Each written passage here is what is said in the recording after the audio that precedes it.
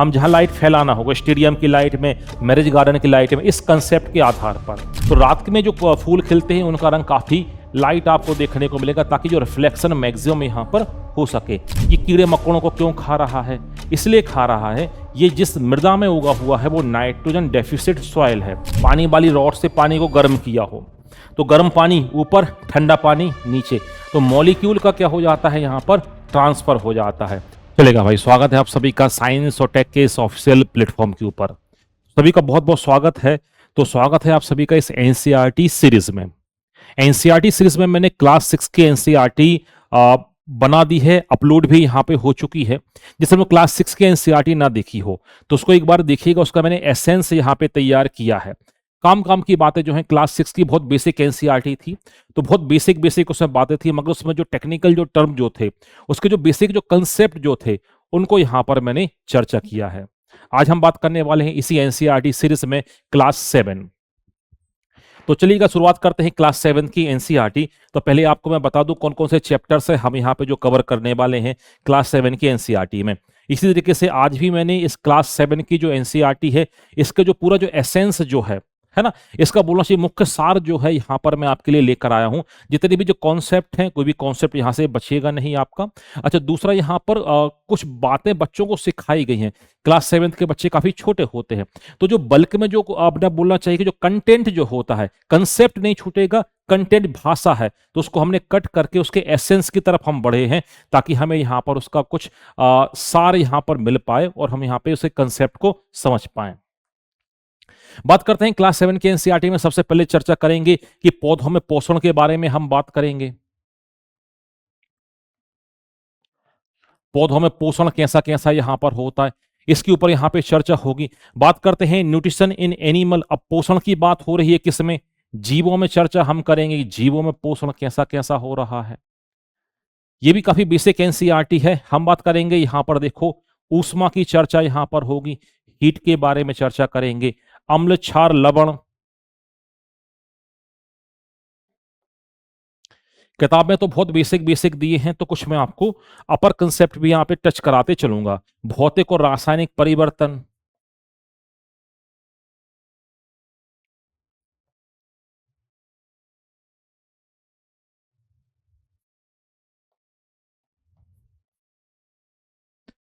आगे हम बात करेंगे जीवों में श्वसन कैसा कैसा होता है।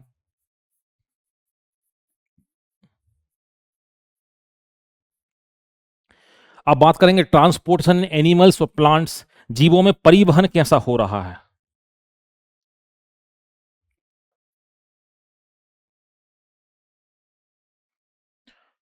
यहां परिवहन से मतलब है कि जीवों में जो न्यूट्रिएंट है कैसे पहुंच रहे हैं, जो सर्कुलेटरी सिस्टम की तरफ ये फोकस यहां पर कर रहा है टॉपिक। ये आगे हम बात करते हैं ट्रांसपोर्टेशन एनिमल हो गया। बात करते हैं रिप्रोडक्शन की, हम बात करेंगे प्रजनन की बात करेंगे। हम पहले देखेंगे कि भाई पौधों में कैसा प्रजनन यहां पर होता है ना। फिर हम बात करेंगे गति की बात करेंगे, हम समय की चर्चा यहां करेंगे। गति और समय के बारे में हम बोलेंगे, इलेक्ट्रिक इफेक्ट ऑफ करंट हम देखेंगे।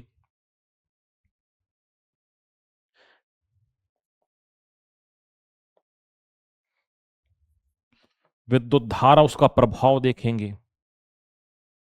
साथ ही इसी टॉपिक में चर्चा करेंगे हम बेसिक प्रकाश के बारे में, उसके जो फिनोमेना है जो यहाँ पे दिए गए हैं, है ना। फॉरेस्ट, वाइल्ड लाइफ, वन्य जीव के ऊपर चर्चा करेंगे, है ना, इनके ऊपर बात होगी। और जो वेस्ट वाटर ट्रीटमेंट प्लांट जो हैं, अपशिष्ट पानी का प्रबंधन कैसे हमें यहाँ पर करना है, ये सभी टॉपिक आपको जो दिखाए गए हैं क्लास 7th में, इन सभी के ऊपर होने वाली है क्या, मुख्य रूप से चर्चा। तो चलिए बिना समय को गवाए हुए करते हैं शुभारंभ आज के इस लाइव सेशन का। बात करते हैं सबसे पहले चैप्टर में, आपको यहाँ पर देखने को मिलेगा अलग अलग प्रकार के जो जीव यहाँ पे दिखाए गए हैं। तो बेसिक चर्चा यहाँ पे हुई है कि हर्बीवोर्स क्या होते हैं, शाकाहारी क्या है, मांसाहारी क्या है और ओमनीवोर्स क्या है। अब आप सभी जानते हो हर्बीवोर्स क्या होते हैं। ये सीधा अपना जो भोजन है कहाँ से प्राप्त करेंगे, प्रोड्यूसर से प्राप्त करेंगे भाई। जो उत्पादक वर्ग जो है यहां से सीधा भोजन प्राप्त करेंगे। तो इसमें मुख्यतः आपको देखने को मिल जाएंगे कौन से पौधे। मांसाहारी जो होंगे तो ये अपना भोजन प्राप्त करेंगे किससे? प्राइमरी कंज्यूमर से।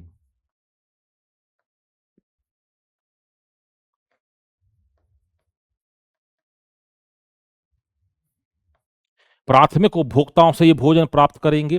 और जो ओमनीवोर्स होते हैं, सर्वाहारी जो होते हैं, ये दोनों मतलब शाकाहारियों से भी भोजन प्राप्त करते हैं और मांसाहारियों से भी प्राप्त करते हैं। तो ह्यूमन्स कैटेगरी में बहुत उम्दा इसका एग्जाम्पल आपको देखने को मिलेगा, है ना। और यहाँ पे बहुत सारे एनिमल्स बताए गए हैं, कौन से शाकाहारी हैं, कौन से मांसाहारी और कौन से यहाँ पर क्या है, सर्वाहारी हैं। इसी टॉपिक में आपको देखने को मिलेगा क्या, एक शब्द का उपयोग किया है, नेक्टर का शब्द का उपयोग यहाँ पे देखने को मिलेगा।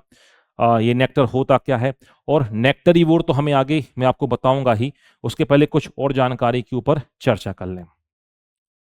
जब जीवों में पोषण की ओर बात यहाँ पे कर हो रही है, तो जीवों में पोषण की बात करते दो कैटेगरी आपको देखने को मिलती है। ऑटोट्रॉप, हिंदी में कहा जाता है इसे स्वपोषी वर्ग कहा जाता है। तो स्वपोषी क्या कहलाएंगे? ऐसे पौधे या ऐसे जीव जो अपना भोजन खुद तैयार कर लेते हैं, इन्हें कहा जाता है क्या? ऑटोट्रॉप कैटेगरी में कहा जाता है। इसमें आपको देखने को मिलेंगे क्या? पादप वर्ग पूरा का पूरा यहां पर देखने को मिलेगा। क्यों? क्योंकि ये करता है फोटोसिंथेसिस रिएक्शन।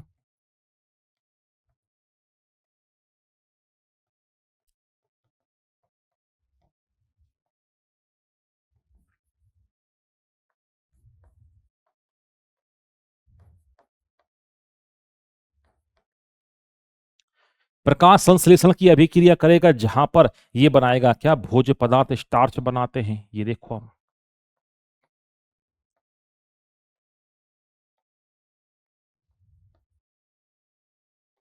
मैंने होल एन किया है, ये स्टार्च है ना। इसी से क्या निकलती? ऑक्सीजन गैस लिबरेट होती है। ये किसकी प्रेजेंस में यहां पर होता? ये होता सनलाइट, सूर्य प्रकाश और क्लोरोफिल की प्रेजेंस में ये रिएक्शन होती है। तो ऐसे जीव जो अपना भोजन खुद तैयार कर लेते हैं, उन्हें कहा जाता है ऑटोट्रॉप कैटेगरी में यहाँ पे आते हैं। जबकि हेटरोट्रॉप ऐसे जीव कहलाते हैं जो अपना भोजन इन स्वपोषी से प्राप्त यहाँ पे करते हैं। जैसे हेटरोट्रॉप पे हम भी आते हैं, हम अपना भोजन खुद नहीं बना पाते, हम प्लांट्स के ऊपर क्या होते हैं, डिपेंड्स यहाँ पर रहते हैं। तो हम किस कैटेगरी में आते हैं? हेटरोट्रॉप। इसे कहा जाता है विषमपोषी।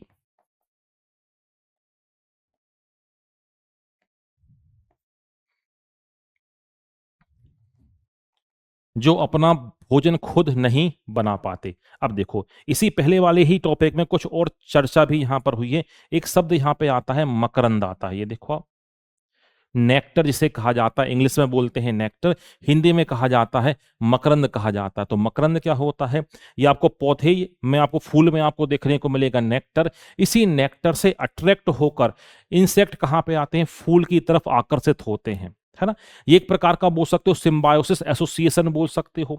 पौधे को कराना है क्या? पॉलिनेशन कराना है, परागण कराना है, तो उसने कुछ एडोप्टेशन अपनाए हैं। फॉर एग्जाम्पल, यहाँ पे उसके पास क्या है? नेक्टर है, और नेक्टर में क्या होता है? अच्छी खासी शुगर की मात्रा होती है।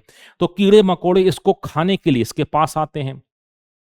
उसी बहाने उनके पैरों में लग जाते हैं, पॉलन ग्रेन्स लग जाते हैं, फिर वो दूसरे फूल पे जाएंगे, वो तीसरे फूल पर जाएंगे, तो यहाँ पर इसका पॉलिनेशन भी यहाँ पर हो जाता है। तो नेक्टर का यूज यहाँ पर ये है, पहला पॉलिनेशन करने के लिए, मेन सबसे मेन तो यूज यही है। तो नेक्टर जीवों को, इंसेक्ट को नेक्टर मिल जाता है। दूसरा, जो पौधे जो होते हैं उनका ब्राइट कलर होता, चटक रंग होता, जिससे पौधे क्या होते हैं? आकर्षित होते हैं। जो रात में खिलने वाले पौधे होंगे, इनका कलर काफी ब्राइट होगा, ताकि हल्का सा भी चांदनी का प्रकाश, यहाँ पे बड़े चंद्रमा का प्रकाश पड़े, तुरंत ये रिफ्लेक्ट हो जाएंगे, है ना। तो रात में जो फूल खिलते हैं उनका रंग काफी लाइट आपको देखने को मिलेगा, ताकि जो रिफ्लेक्शन मैक्सिमम यहां पर हो सके। एक इसमें शब्द आता है नेक्टरीवोर। नेक्टरीवोर का मतलब क्या कहलाता है? जो मकरंद पसंद करते हैं, है ना, मकरंद भोजी से आप बोल सकते हो हिंदी में।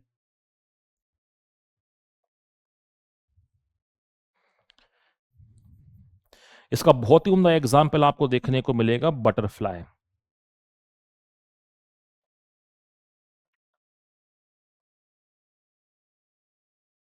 ये तो जो मकरंद का क्या करते हैं? भक्षण करते हैं। सबसे पहले तितली मिल जाएगी, फिर हमिंग बर्ड आपको मिल जाएगा, बहुत सारे बैट चमगादड़ भी होते हैं जो नेक्टर को यहाँ पे पसंद करते हैं। वास्प हो गई, हनी बी हो गए, ये सभी क्या होते हैं? नेक्टरीवोरस होते हैं, या नेक्टर को जो पसंद करते हैं। इसमें आगे चलना चाहूंगा, बात करते हैं प्लांट्स में ही कुछ आपको यहाँ पर किताब में, इस 7th की किताब में कुछ आपको स्ट्रक्चर आपको देखने को मिलेगा। कुछ इस तरीके का यहाँ पे स्ट्रक्चर यहाँ पे बताया और बहुत बेसिक बातें यहाँ पर की गई हैं। यदि इस डायग्राम को मैं एक रफ सा डायग्राम यहाँ पर बनाना चाहूं, देखो ये ये दरअसल एनिमल सेल का एक डायग्राम यहां पर बनाया गया है। इस एनिमल सेल में यहां पे बताया गया किसके ऊपर चर्चा हुई है, न्यूक्लियस। हिंदी वाले से बोलते हैं नाभिक, या इसे कहा जाता है केंद्रक कहा जाता है। आने वाली हम क्लासेस में पढ़ेंगे जो सेल के अंदर जो न्यूक्लियस जो होता है, जितनी भी जो मेटाबॉलिक एक्टिविटी होती हैं, उपापचयी क्रियाएं जो होती हैं, ये नाभिक क्या काम करता है, इसे नियंत्रित करता है। इसीलिए नाभिक को कहा जाता है मैनेजिंग डायरेक्टर ऑफ सेल, कोशिका का मुख्य प्रबंधक कहा जाता है, या मैनेजिंग डायरेक्टर भी इसे यहाँ पर बोला जाता है। और first time nucleus was discovered by Robert brown. ये सब आपको आने वाली क्लासेस में देखने को मिलेगा। अभी तो बहुत बेसिक चर्चा ही यहां पर हो रही है। ये वही रॉबर्ट ब्राउन हैं जो हम केमिस्ट्री में पढ़ेंगे, जो ब्राउनियन मूवमेंट के लिए जाने जाते हैं। आपने पढ़ा होगा the zigzag motion of the colloidal particle in the colloidal solution is called Brownian movement which was first time seen by, ये वही हैं रॉबर्ट ब्राउन। कोलाइडी कणों की जो अनियमित टेढ़ी मेढ़ी गति होती है, वो इन्होंने ही पहली बार यहां पर देखा था। ये मान लो सेल हो गया, ढेर सारे ऑर्गेनल होते हैं, क्लास 7th में जितने हैं उतने मैं आपको बता रहा हूं। इसके अंदर एक आपको द्रव देखने को मिलेगा, इसे कहा जाता है साइटोप्लाज्म। हिंदी वाले इसे बोलते हैं कोशिका द्रव्य कहा जाता है। ये तो कोशिका द्रव्य यहां पर एक ट्रांसल्यूसेंट स्टिकी, चिपचिपा और ट्रांसल्यूसेंट स्टिकी और थिक विस्कस गाढ़ा द्रव यहां पे भरा हुआ होता है, इसे कहा जाता है साइटोप्लाज्म। इसका काम होता है जितने भी यहां पे जो ऑर्गेनेल है, जैसे माइटोकॉन्ड्रिया, गोल्जी बॉडी, लाइसोसोम, इनको ये न्यूट्रिशन प्रोवाइड करता है कौन, यही साइटोप्लाज्म। अब यही केंद्र यहां पे केंद्रक के अंदर पाया जाए, इसे कहा जाता है न्यूक्लियोप्लाज्म। हिंदी वाले से बोलते हैं नाभिक द्रव्य। आ रही बात समझ में? और आने वाली क्लासेस में मैं आपको बताऊंगा, इन दोनों को ही मिला के हम बोलते हैं प्रोटोप्लाज्म।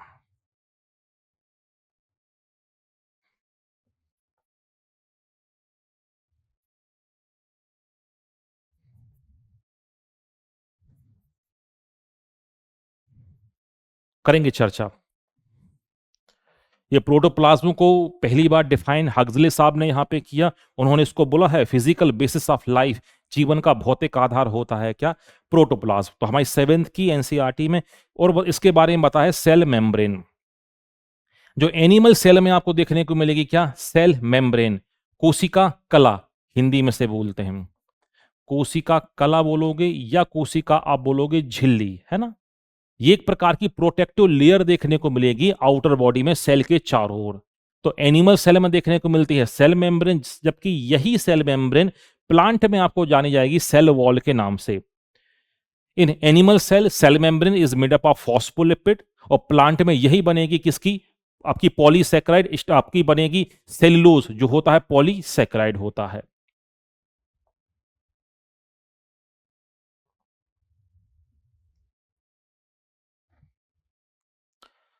चलो अब बात करते हैं, कुछ और चर्चा करते हैं। अब ये क्या हो रहा है सर, अब लीफ के बारे में कुछ चर्चा यहां पे हो रही, पत्तियों के बारे में। देखो ये है क्या, लीफ, पत्ती।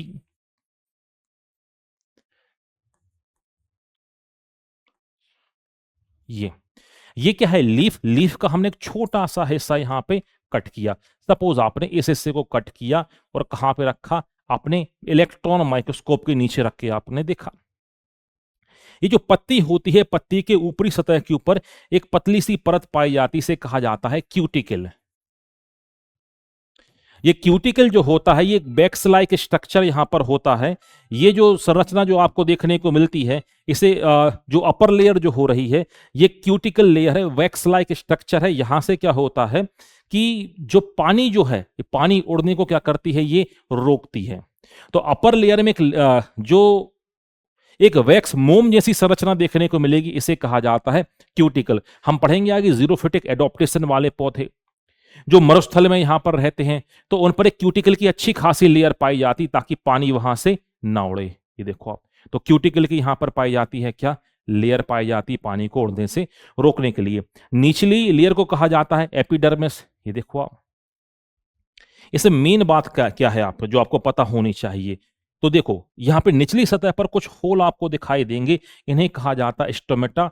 हिंदी वाले से बोलते हैं क्या, रंध्र।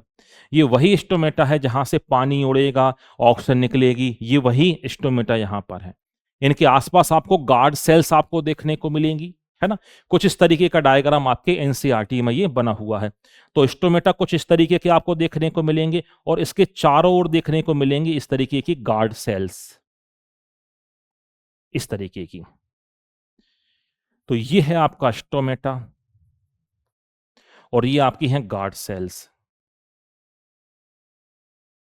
जो स्टोमेटा को ओपन और खुलने में क्या करती हैं, मदद करती हैं। और स्टोमेटा ओपन, खुलने और बंद होने के लिए एक एलिमेंट आप याद रखना, यहां पर जरूरी होगा पोटेशियम। पोटेशियम की अच्छी खासी रिक्वायरमेंट यहां पर होगी। ठीक है, चलो। अब हमने बोला था कि भाई पौधे भोजन कैसे बनाते हैं, अभी रिएक्शन भी मैंने आपको लिख के बताई। तो पौधे क्या काम करते हैं, ये देखो आपको खुले वायुमंडल में पौधा उगता हुआ दिखाई दे रहा है। तो हरे पेड़ पौधे वायुमंडल में उपस्थित कार्बन डाइऑक्साइड, जलवाष्प का उपयोग करके भोज्य पदार्थ स्टार्च बनाते हैं। और साथ ही इस अभिक्रिया में कौन सी गैस निकलती है, ऑक्सीजन गैस विमोचित होती है या निकलती है। देखो आप,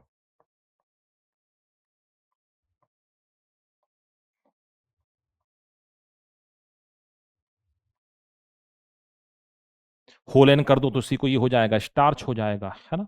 प्रेजेंस किसकी होगी,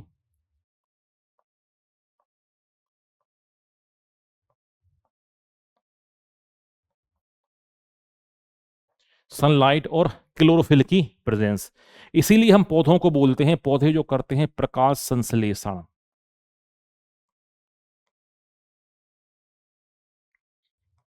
इसलिए इन्हें कहा जाता है कि प्लांट्स कैसे होते हैं, ये आते हैं ऑटोट्रॉप कैटेगरी में।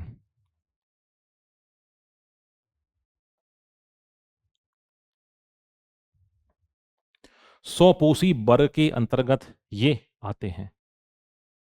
तो बस इसमें बस रिएक्शन की बात यहां पर थी। फिर हमने बोला क्या, कि बात कर रहे हैं मोड ऑफ न्यूट्रिशन की चर्चा यहां पर हो रही है। अब पौधे भोजन कैसे करते, तो मोड ऑफ न्यूट्रिशन आपको यहां पे दिखाई दे रहा है। एक कैटेगरी आपको दिखाई दे रही ऑटोट्रॉप, हिंदी में से कहा जाता है 100 पोषी। दूसरी दिखाई दे रही हेट्रोट्रॉप, हिंदी मीडियम वाले से बोलते हैं विषम पोषी। अभी हमने सीखा ये अपने भोजन खुद बना लेते हैं, ये अपना भोजन खुद नहीं बना पाते। और हेटरोट्रॉप को भी फिर आगे यहां पर बांटा गया, हालांकि आगे सारी चीजें आपको मिलेंगी। इंसेक्टिवोरस, इसको कहा जाता कीट भक्षी। पौधे क्यों खाने लगते हैं आगे चर्चा करूंगा। पैरासिटिज्म, परजीवी। सिम्बायोसिस, सहजीवी। और सेप्रोफाइटिक कहलाते हैं यहां पे मृतोपजीवी।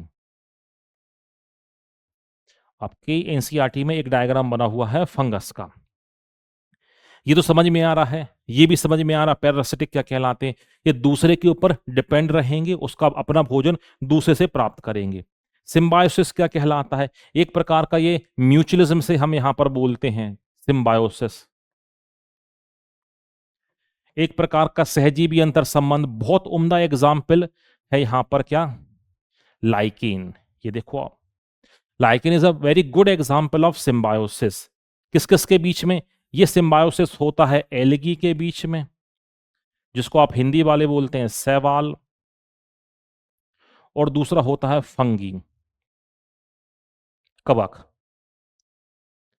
शैवाल और कवक का अंतर संबंध जो होता है, जहां से ये भोजन भाई ग्रीन कलर का होता है, तो ये फोटोसिंथेसिस रिएक्शन करेगा, प्रकाश संश्लेषण की अभिक्रिया करेगा, भोजन बना के ये देगा। तो सर कवक क्या काम करेगी, कवक में क्लोरोफिल नहीं पाया जाता, तो कवक क्या काम करेगी, ढेर सारे एसिड माइकोले, ढेर सारे अम्ल बना के, एमिनो एसिड बना के ये इसको देगी।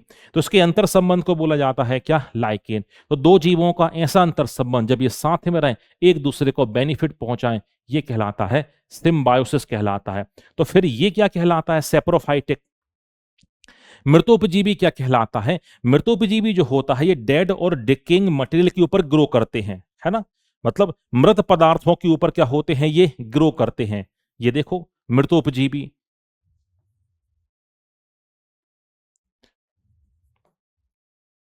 ये जो होते हैं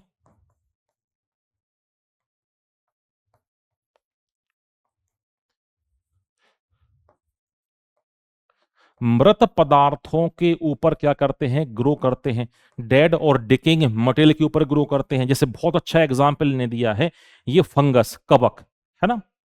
तो कवक क्या होती है भाई, सफेद कलर की है, इसमें किसी प्रकार का क्लोरोफिल तो पाया नहीं जा रहा। तो जो पदार्थ सड़ रहा है उसके ऊपर क्या हो रही है, ये ग्रो कर रही है। अब जब तक उसमें पोषण है तब तक ये क्या हो रही है, ग्रो हो रही है। जैसे ही पोषण खत्म हुआ ये अपने आप ही क्या हो जानी है, खत्म हो जानी है। तो ये क्या काम करते हैं, सड़े गले पदार्थों के ऊपर यहां पर उगते हैं और यहाँ पे क्या काम करते हैं, वहां से भोजन को प्राप्त ये करते हैं। तो इसे कहा जाता है सेप्रोफाइट कैटेगरी कहा जाता है। अच्छा, मजे की बात यहां पर है कि सेप्रोफाइट कैटेगरी में कौन कौन आता है, याद रखना, क्वेश्चन पूछ लिया है।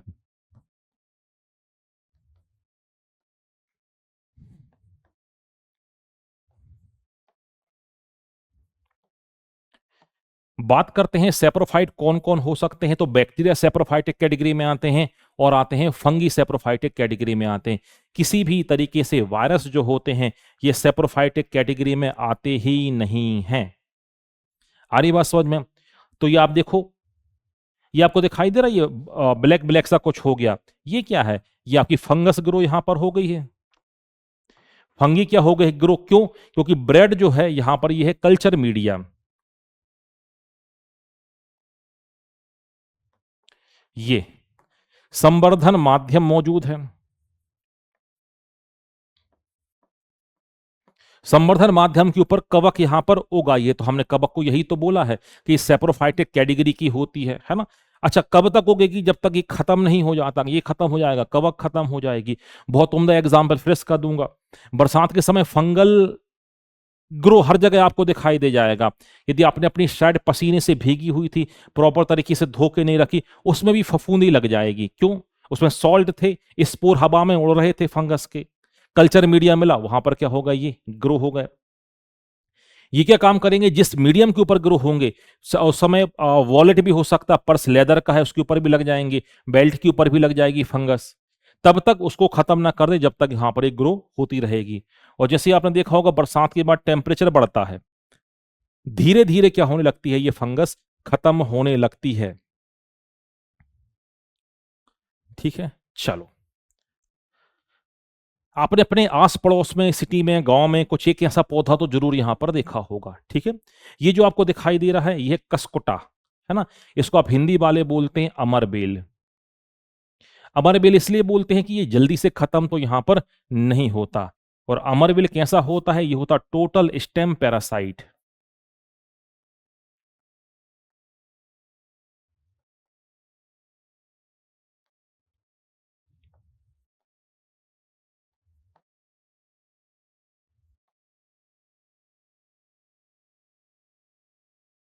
अब आप देखो, जो अमरबेल जो आपको दिखाई दे रहा है, इसका जो कलर जो आपको यहां पर दिख रहा है, अमरबेल का जो कलर जो आपको यहां पर दिख रहा है, तो यहां पे आप देखोगे ये कैसे येलोइश कलर की जो आपको यहां पे दिखाई दे रही है। देखो ये कैसा दिख रहा है आपका, ये दिख रहा है येलोइश कलर दिख रहा है, हल्का सा कैसा है, ये पीले से रंग का आपको यहां पे ये दिखाई दे रहा है ना।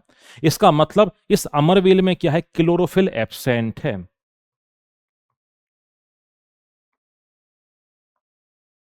ये क्लोरोफिल क्या है, इसमें अनुपस्थित है। इसका मतलब ये प्रकाश संश्लेषण या फोटोसिंथेसिस यहां पर ये नहीं कर पाएगा। और जब फोटोसिंथेसिस यहां पर नहीं कर पाएगा तो जाहिर सी बात है ये किसी के ऊपर डिपेंड यहां पर रहेगा, है ना। तो ये हरे पौधों के ऊपर यहां पे क्या होता है, निर्भर यहां पर रहता है। तो जब इसके पास होते हैं हिस्टोरिका, चूसकांग इसे कहा जाता है, तो हरे पेड़ पौधों की टहनियां जो होती है उसमें ये एंटर कर जाते हैं। तो पानी, भोजन, सभी कुछ क्या काम करता है, सभी कुछ ये यहां पर लेता है किससे, सभी कुछ यहां पर ये पौधे से ये प्राप्त करता है। आ रही बात समझ में। तो सभी को जब पौधे से प्राप्त करता है तो हम इसे बोलते हैं क्या, ये है टोटल स्टेम पैरासाइट है। ये पूर्ण क्या है, ये स्तंभ परजीवी आपको यहां पर देखने को मिलेगा। कौन सा,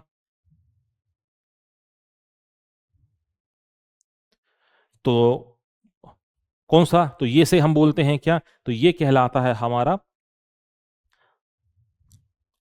अमरबेल।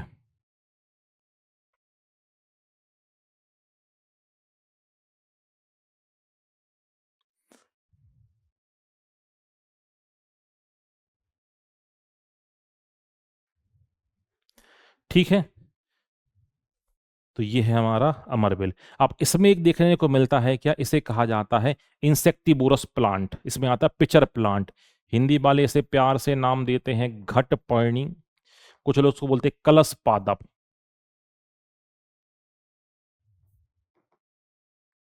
इसे कहा जाता है घटपर्णी कहा जाता है, या इसे कहा जाता है क्या, कलश पादप कहा जाता है।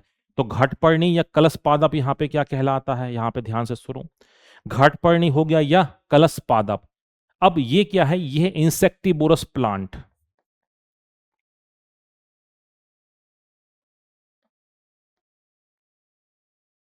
कीट भक्षी पौधे या कीट भक्षी पौधा है ये है इंसेक्टिबोरस प्लांट है। ये कीड़े मकोड़ों को यहां पर खाता है। अब सर पहला क्वेश्चन यही बनता है कि सर ये इंसेक्टिबोर क्यों हो गया, ये कीड़े मकोड़ों को क्यों खा रहा है। इसलिए खा रहा है, ये जिस मृदा में उगा हुआ है वो नाइट्रोजन डेफिसिट सॉइल है, जहां पे नाइट्रोजन की क्या है, कमी है। उस नाइट्रोजन की कमी को कंपनसेट करने के लिए ये हो जाता है क्या, इसकी जो लीफ जो होती है ये पिक्चर में हो जाती है क्या, कन्वर्ट यहां पर हो जाती है ना। जो नाइट्रोजन की कमी जो है उसको पूरा करने के लिए इसकी जो पत्ती, ये भी क्वेश्चन बन चुका है, ये इसका पिक्चर है घट। ऊपर आपको देखने को मिलेगा इसका लिड या ढक्कन ये। तो पत्ती जो होती, लीफ जो होती है, ये घट में क्या हो जाती है, परिवर्तित तो हो जाती है ये।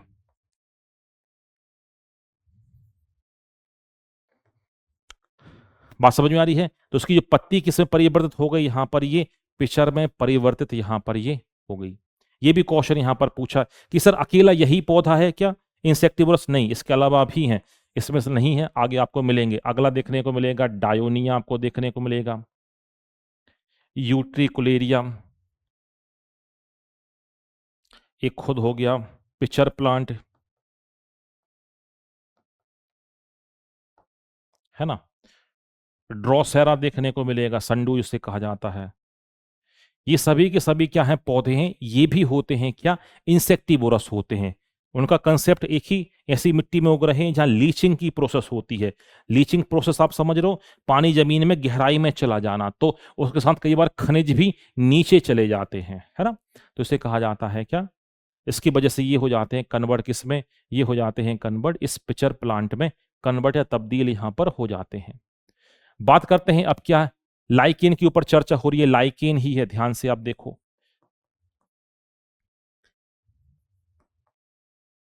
लाइकेन क्या कहलाता है, lichen is symbiosis association between algae and fungi. अभी चर्चा ही मैंने आपके साथ की थी, जो शैवाल है और जो कवक जो है, उसका क्या है, ये सहजीवी अंतर संबंध है। यहां पर क्या होगा, भोजन बना के इसको देगा और ढेर सारे एमिनो अम्ल बना के इसको मिल जाएंगे। तो ये एक प्रकार का क्या होता है, सहजीवी अंतर संबंध होता है। अब पूरी बातें यहां पे ध्यान से सुन ही लो तो कंसेप्ट ही क्लियर हो जाएगा। Lichen term first time given by Theophrastus.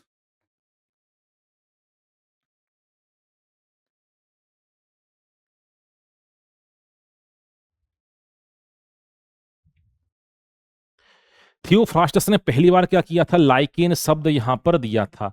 Lichen आपको देखने को मिल सकता है बार्क ऑफ द ट्री, है ना, वृक्ष की छाल पर देखने को मिल सकता है, या चट्टानों के ऊपर भी आपको देखने को मिल सकता है, रॉक्स के ऊपर भी आपको यहां पर देखने को मिल सकता है। इसके बारे में सबसे महत्वपूर्ण बात जो हमारे एग्जाम में पूछी जाती है, lichen is a biological indicator.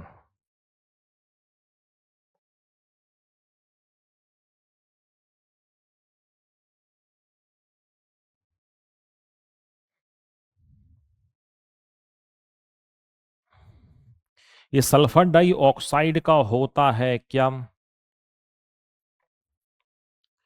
जैव सूचक होता है। ये देखो आप, सर इसका मतलब क्या, जैसे ही इन्वायरमेंट में SO2 की मात्रा यहाँ पर बढ़ती है तो क्या होता है, लाइकेन खत्म होने लगते हैं, कुछ इस तरीके के आपको देखने को मिलते हैं। तो इससे इन्वायरमेंटलिस्ट हैं जो पर्यावरणवेत्ता हैं, ये अंदाजा लगा लेते हैं कि कहीं ना कहीं SO2 की मात्रा क्या हो रही है, बढ़ रही है ना। इस लाइकेन के ढेर सारे यूज हैं, लिटमस पेपर भी इसी से बनाया जाता है ना, एक यूज में। अब इसमें याद रखना, study of algae is known as phycology.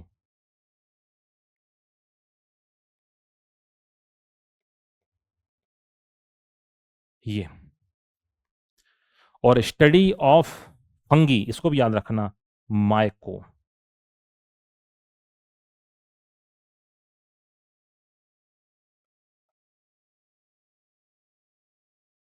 ये देखो, फाइकोलॉजी याद रखना और माइकोलॉजी इसमें आप याद रखना। तो थोड़े लाइकेन के बारे में चर्चा हुई थी, उसके बारे में हमने कहानी यहां पर देखी। फिर बात की जा रही है क्या, न्यूट्रिशन इन एनिमल, जीवों में पोषण के बारे में चर्चा हो रही है। जीवों में पोषण कैसे होता है, तो हमें पता है हम कैसे हैं, हम है भाई हेट्रोट्रॉप, हम विषमपोषी हैं। इसका मतलब ये हुआ कि हम भोजन को यहां से, जो प्रोड्यूसर वर्ग जो है वहां से ग्रहण यहां पे करेंगे, हम उससे भोजन यहां पर लेंगे। तो हमारे पास क्या है, इसमें वेल डेवलप्ड डाइजेस्टिव सिस्टम है, जिसके माध्यम से हम क्या कर पाते हैं, हम भोजन को ग्रहण कर पाते हैं।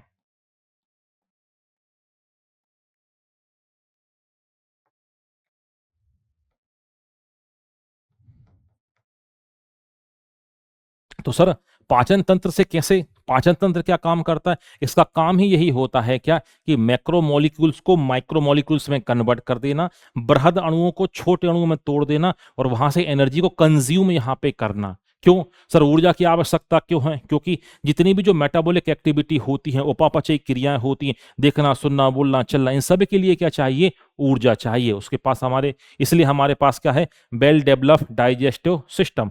इसमें क्या होता है, इसमें जो पॉलीसेक्राइड जो होगा, ये कन्वर्ट होगा किस में, मोनोसेक्राइड में। पॉलीसेक्राइड मोनोसेक्राइड में टूटेगा।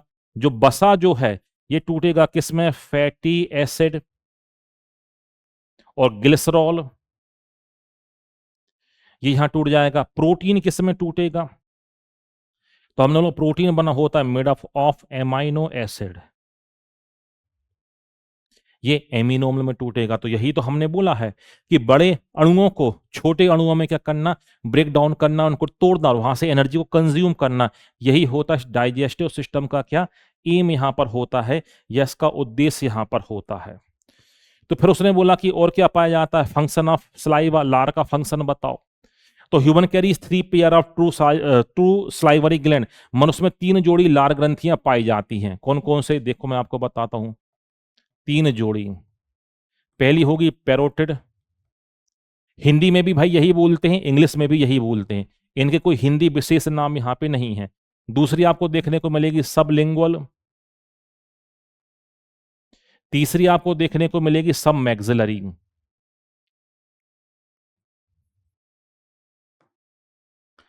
पैरोटिड कहां पाई जाएगी, जस्ट ईयरलोब के नीचे, एक इधर एक इधर, है ना। जब इसमें होता है वायरल इन्फेक्शन होता है, विषाणु के द्वारा संक्रमण होता है, तो एक रोग होता है, इस रोग को हम बोलते हैं मम्स, हिंदी वाले इसको बोलते हैं गलसुआ। फिर लोग पट्टी लगाए यहां पर घूमते हैं, this is parotid salivary gland. Second मिलेगी जस्ट बिलो द टंग, जीभ के नीचे, कुछ ऐसा करो, कुछ आपको सॉफ्ट सॉफ्ट सा लगेगा, this is sublingual salivary gland. Third one is सब मैक्सिलरी, मुंह खोलो, मुंह की 2 ओपनिंग होती है, एक होती सामने जहां से आप खाना खाते हो, ये दूसरी ओपनिंग होती पीछे से, जहां से खाना जाता कहां पर, ये ईसोफेगस में खाना यहां से पहुंचेगा।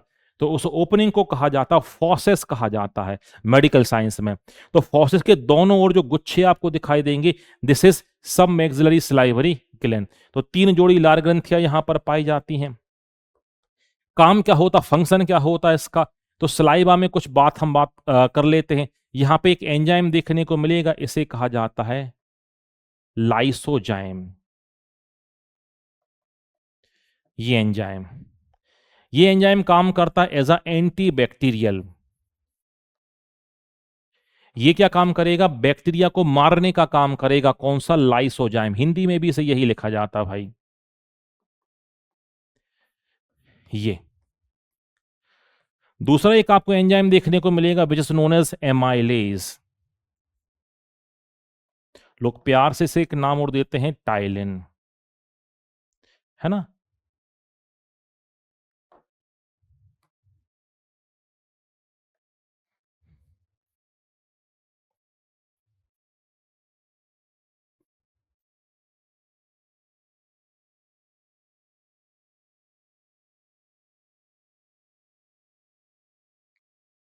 एमाइलेज या टाइलिन।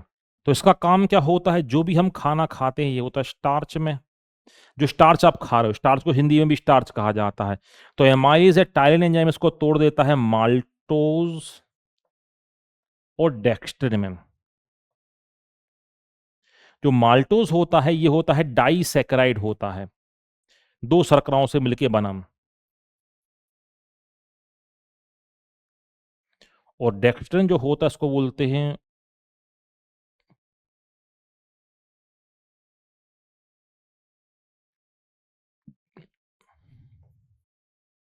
इसे कहा जाता है ओलिगोसैकेराइड। स्टार्च को हम बोलते हैं क्या, पॉलीसैकेराइड।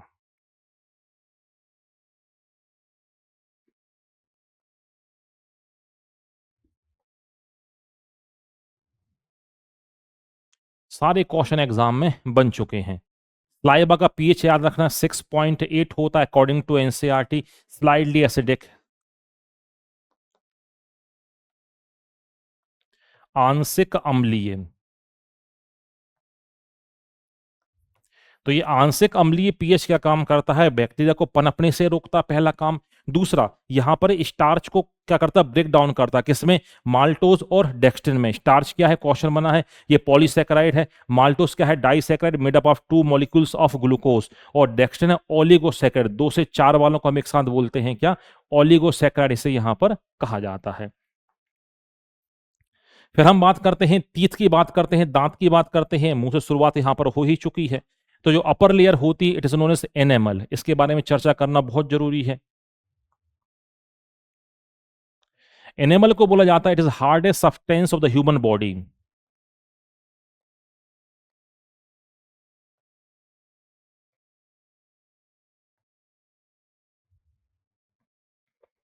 शरीर का सबसे कठोरतम पदार्थ,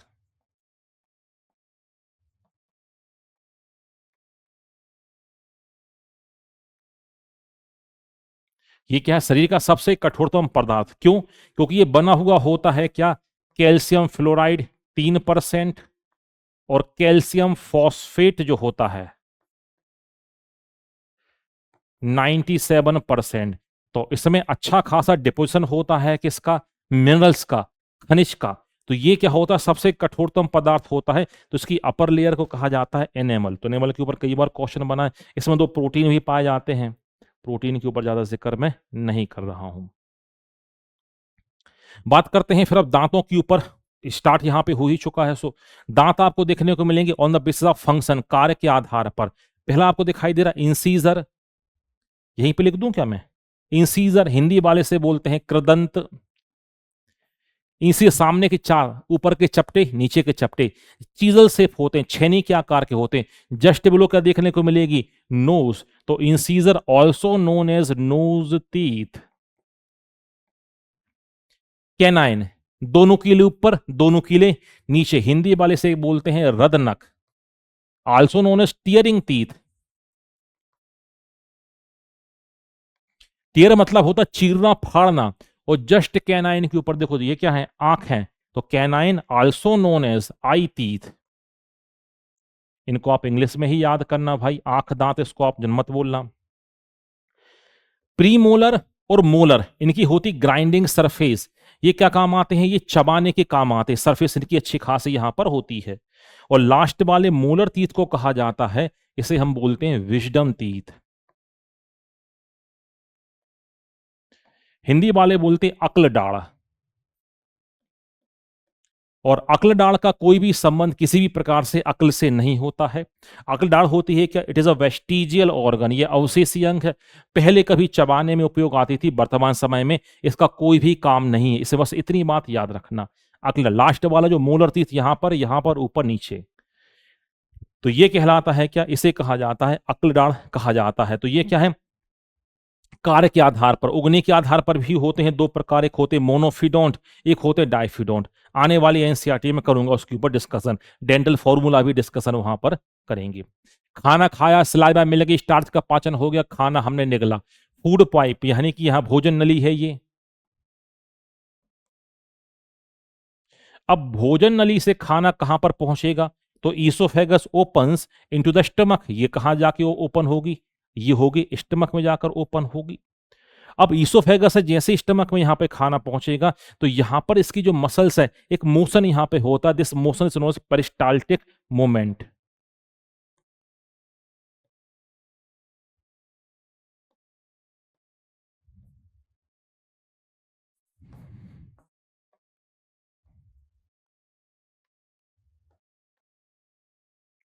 ये तो इस क्रमानुकुंचन के माध्यम से भोजन कहा जाता है, धीरे धीरे होता होता स्टमक में। ये क्रमानुकुंचन होता कैसे, जैसे ये एक पाइप हो गया, ये एक नरम पाइप है, मैंने मिट्टी लुक दी उस पर भरी, दबाया, मिट्टी आ गई, दबाया और आ गई, दबाया और आ गई, तो एक लेयर, एक यहाँ पे लहर चल रही है। This motion is known as peristaltic motion या पेरिस्टाल्टिक मूवमेंट कहा जाता है। फूड कहाँ पहुंच गया, फूड पहुंच गया यहाँ पर पहुंचा, स्टमक में पहुंचा। अब स्टमक में बेसिक में आपको बता देता हूँ कुछ भाग, एक एग्जाम ने तो पूछ ही लिए हैं। इस ऊपरी भाग को कहा जाता है फंडस कहा जाता है, इसको कहा जाता है पाइलोरिक वाला भाग कहा जाता है, ये कहलाता है कार्डियक वाला पोर्शन यहाँ पे कहलाता है, ये पाइलोरिक। आपको ये अलग अलग क्या है उसके भाग आपको यहाँ पर देखने को मिलेंगे। तो अब स्टमक में क्या होता है, तीन एंजाइम देखने को मिलते हैं, एक मिलता है रेनिन, दूसरा मिलता है पेप्सिन और तीसरा मिलता है लाइपेज। हिंदी में भी से यही लिखते हैं। इसके अलावा यहाँ पर चार प्रकार की ग्लैंड्स मिलती हैं, हालांकि सेवेंथ में तो नहीं है, उसमें एक महत्वपूर्ण ग्रंथि का नाम बताता हूं मैं, oxyntic gland which secrete HCl. The pH of HCl is 1.8, yes, strongly acidic। Oxyntic कोशिकाओं से, ग्लैंड्स बोल रहा हूं मैं,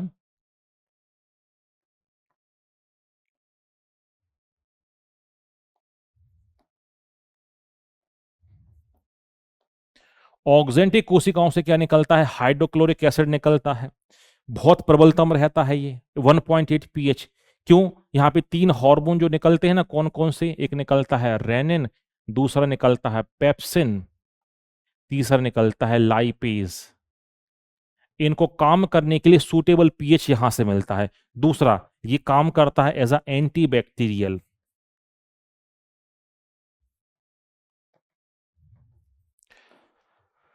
कुछ बैक्टीरिया मुंह में मर गए, लाइसोजाइम ने मार दिए, कुछ स्टमक में यदि आ गए तो उनको मारने का काम कौन करता है, ऑक्जेंटिक सेल से निकला हुआ यही HCl क्या करता है, उन्हें मारने का काम करता है। ठीक है, और बड़ी क्लास में से पहुंचेंगे तो मैं आपको और डिटेल बताऊंगा कि रेनिन क्या काम करता है, पेप्सिन क्या काम करता है, लाइपेज क्या काम करता है।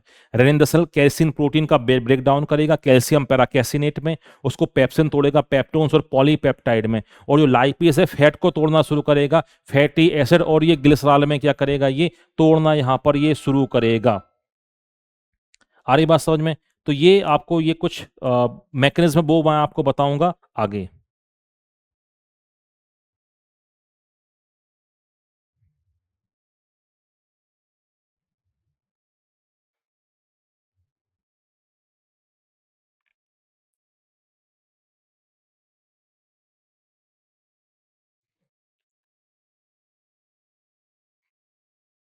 आ रही बात समझ में, तो ये आपको सारी जो डिटेल मैकेनिज्म वो मैं आपको आगे करूंगा, क्या चर्चा करूंगा। बात करते हैं लिवर और गॉल ब्लैडर की, यदि अपन बात करें, ये देखो आप, जो लिवर है और जो पित्ताशय है ये क्या काम करते हैं, तो जो गॉल ब्लैडर इसको हिंदी में से कहा जाता है क्या, पित्ताशय, और ये कहलाता है क्या, यकृत, है ना। पित्ताशय का काम क्या होता है, यहाँ पे बनेगा बाइल जूस बनता है, कहाँ पे बनेगा, बाइल जूस फॉर्मेशन करने का काम यहाँ पे होगा और स्टोर ये करेगा। और बाइल जूस का पीएच याद रखना, पित्तरस का पीएच जो होगा 8.0 बेसिक पीएच होता है। इसका काम होता है इमल्सिफिकेशन ऑफ फैट।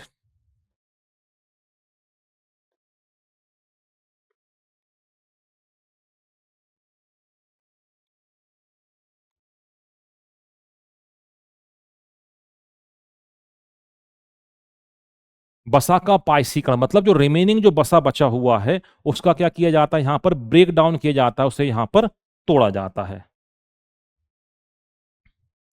फिर आपको देखने को मिलेगा स्मॉल इंटेस्टाइन, हिंदी वाले से बोलते हैं छोटी आंत। नाम है छोटी आंत, लंबाई होती है मगर 6 से 7 मीटर। आ रही बात समझ में? आ रही बात समझ में? तो ये क्या है, छोटी आंत। छोटी आंत आपको देखने को मिलेगा, ये पूरे पाचन तंत्र का सबसे बड़ा भाग होगी। कौन सी? छोटी आंत। तो पूरा डाइजेस्टिव सिस्टम जो है सबसे बड़ा भाग आपको देखने को मिलेगा क्या, इसी का, छोटी आंत का ही देखने को मिलेगा। तो पूरे पाचन तंत्र का क्या है, ये सबसे बड़ा भाग। नाम भले छोटी आंत, 3 भाग होते हैं, डियोडिनम, जेजुनम, इलियम।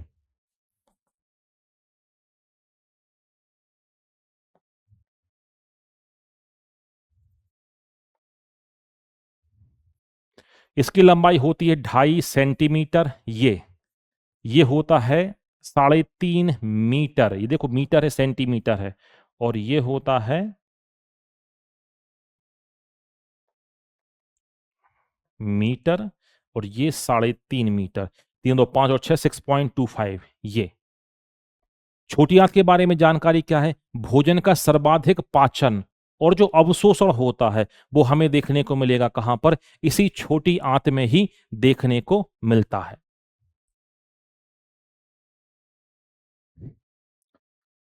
चलेगा, ठीक है। तो ये थी स्मॉल इंटेस्टाइन, इसके होते हैं 3 भाग। डिओडिनम सबसे छोटा वाला भाग, जेजुनम उससे बड़ा वाला भाग, और इलियम होता है उससे सबसे बड़ा भाग। तो छोटी आंत में आपको क्या देखने को मिलते हैं कि स्ट्रक्चर देखने को मिलता है जिसको कहा जाता है माइक्रोविलाई। कुछ इस तरीके के आपको उंगली के समान स्ट्रक्चर यहां पे देखने को मिलेंगे, ये देखिएगा। इनके नीचे होता है क्या, कैपिलरी का नेटवर्क आपको देखने को मिलेगा। ये तो ये क्या काम करते हैं, microvilli, it increase surface area. तो सतही क्षेत्रफल क्या हो जाता है, यहां पर बढ़ जाता है। उस बढ़े हुए सतही क्षेत्रफल पर क्या होता है, भोजन का पाचन होता है और अवशोषण। तो मैक्सिमम डाइजेशन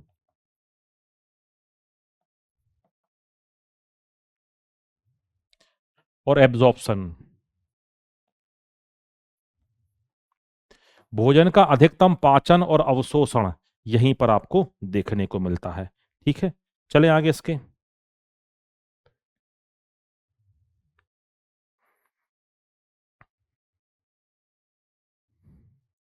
इसके बाद नंबर आता है किसका, लार्ज इंटेस्टाइन का, बड़ी आंत का। इसकी लंबाई करीब आपको देखने को मिलेगी 1 से 3 मीटर के बीच आपको देखने को मिलेगी। और ये क्या काम करेगा, पानी का एब्जॉर्प्शन करता है, पानी का अवशोषण।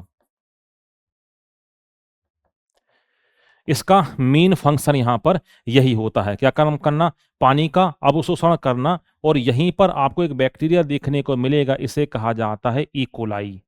ये इकोलाई क्या काम करता है, सिम्बायोसिस तरीके से रहता है, विटामिन बी 12 और विटामिन के का करता है ये संश्लेषण, और शरीर क्या काम करता है, इसे रहने के लिए दे देता है जगह। तो बड़ी आंत का यही काम। उसके बाद भोजन आता है कहां पर, रेक्टम में। जब रेक्टम में भोजन यहां पर पहुंचता है और उसका प्रेशर होता है कितना, हिंदी में इसको बोलते हैं मलाशय। स्टूल का जब प्रेशर हो जाता है 40 mm ऑफ Hg, तो स्टूल क्या होता है, स्टूल पास आउट की हमें अर्ज यहां पर होती है, जो एनस के थ्रू हो जाता है शरीर के बाहर।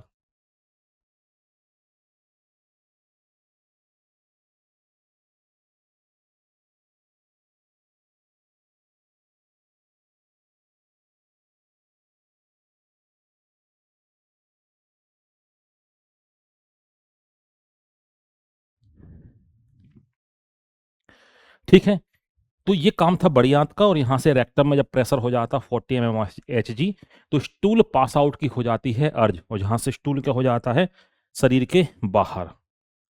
बात करते हैं एनिमल में। तो एनिमल में एक कैटेगरी आपको देखने को मिलेगी, रूमिनेटिंग एनिमल्स।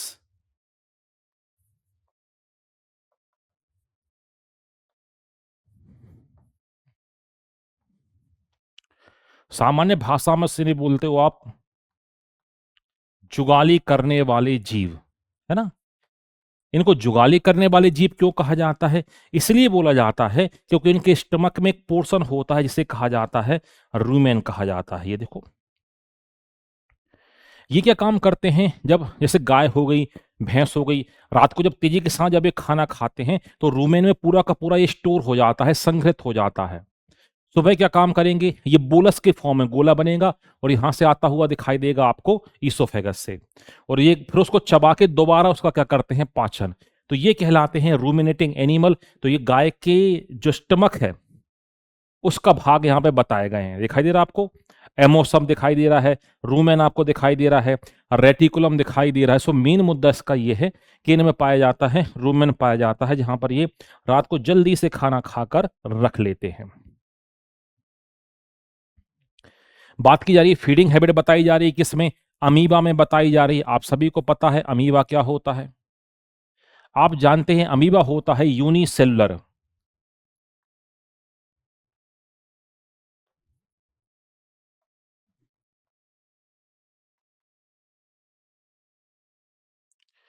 ये होता है कैसा, एक कोशिकी होता है।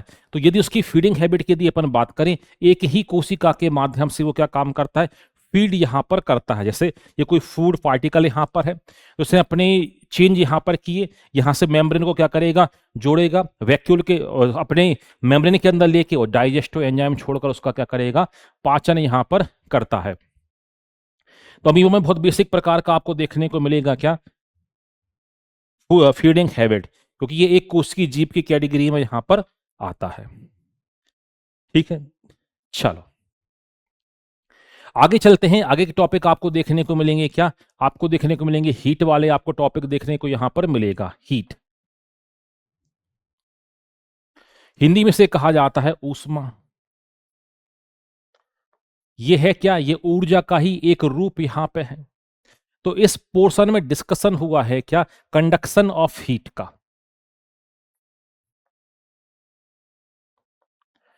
कंडक्शन ऑफ हीट, ऊष्मा का जो स्थानांतरण जो होता है, मतलब ऊष्मा का जो संचरण जो होता है,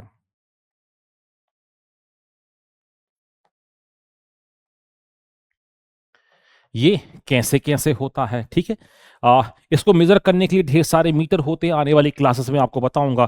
पहला होता है Celsius meter, second Fahrenheit, third होता है रोमर स्केल, अगला होता है रेनकिन स्केल, और एक और होता है केल्विन स्केल। ये 5 स्केल के ऊपर चर्चा करेंगे आने वाली क्लासेस में, 9th में आपको मिलेगा ये डिटेल में। फिर कन्वर्जन बताऊंगा डिग्री सेल्सियस से फ़ारेनहाइट में, फ़ारेनहाइट से रूमर में, और रूमर से रेनकिन में कैसे यहाँ पे कन्वर्ट किया जाता है।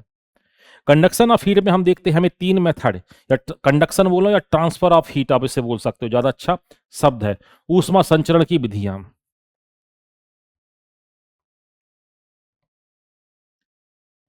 तो ऊष्मा संचरण की विधियों के ऊपर जब बात करते हैं तो 3 मेथड आपको देखने को मिलती हैं। पहला कंडक्शन, कन्वेक्शन और रेडिएशन।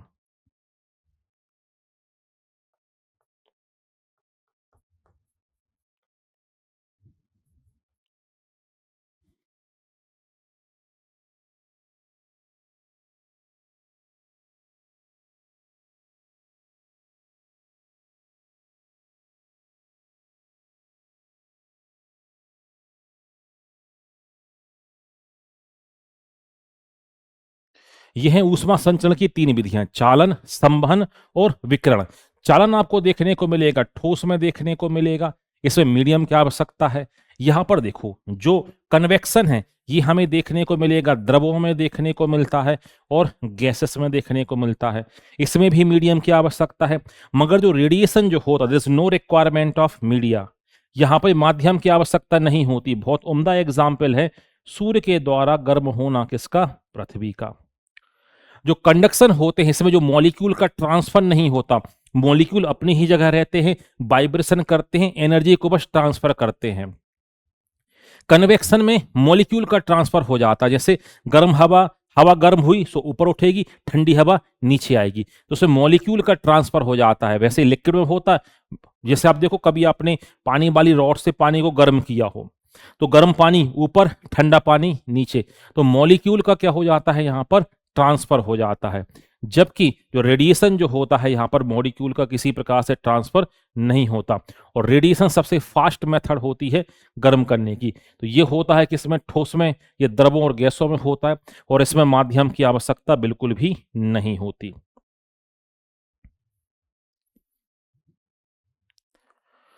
आगे इसमें बात करते हैं एसिड, बेस एंड सॉल्ट, अम्ल, क्षार और लवण के ऊपर चर्चा करते हैं। एसिड क्या होते हैं, बेसिक जानकारी आपको पता है, पीएच क्या होगा, <7 यहां पर होगा। ये क्या काम करेंगे, जो ब्लू लिटमस पेपर जो होता है इसको ये कन्वर्ट कर देते हैं किसमें, रेड में कन्वर्ट कर देते हैं। ये होते हैं सॉर इन टेस्ट, स्वाद में क्या होते हैं, ये खट्टे होते हैं। और इनका जो एक्वस सॉल्यूशन जो होता है, इनका जो जलीय विलयन होता है, ये होता गुड कंडक्टर।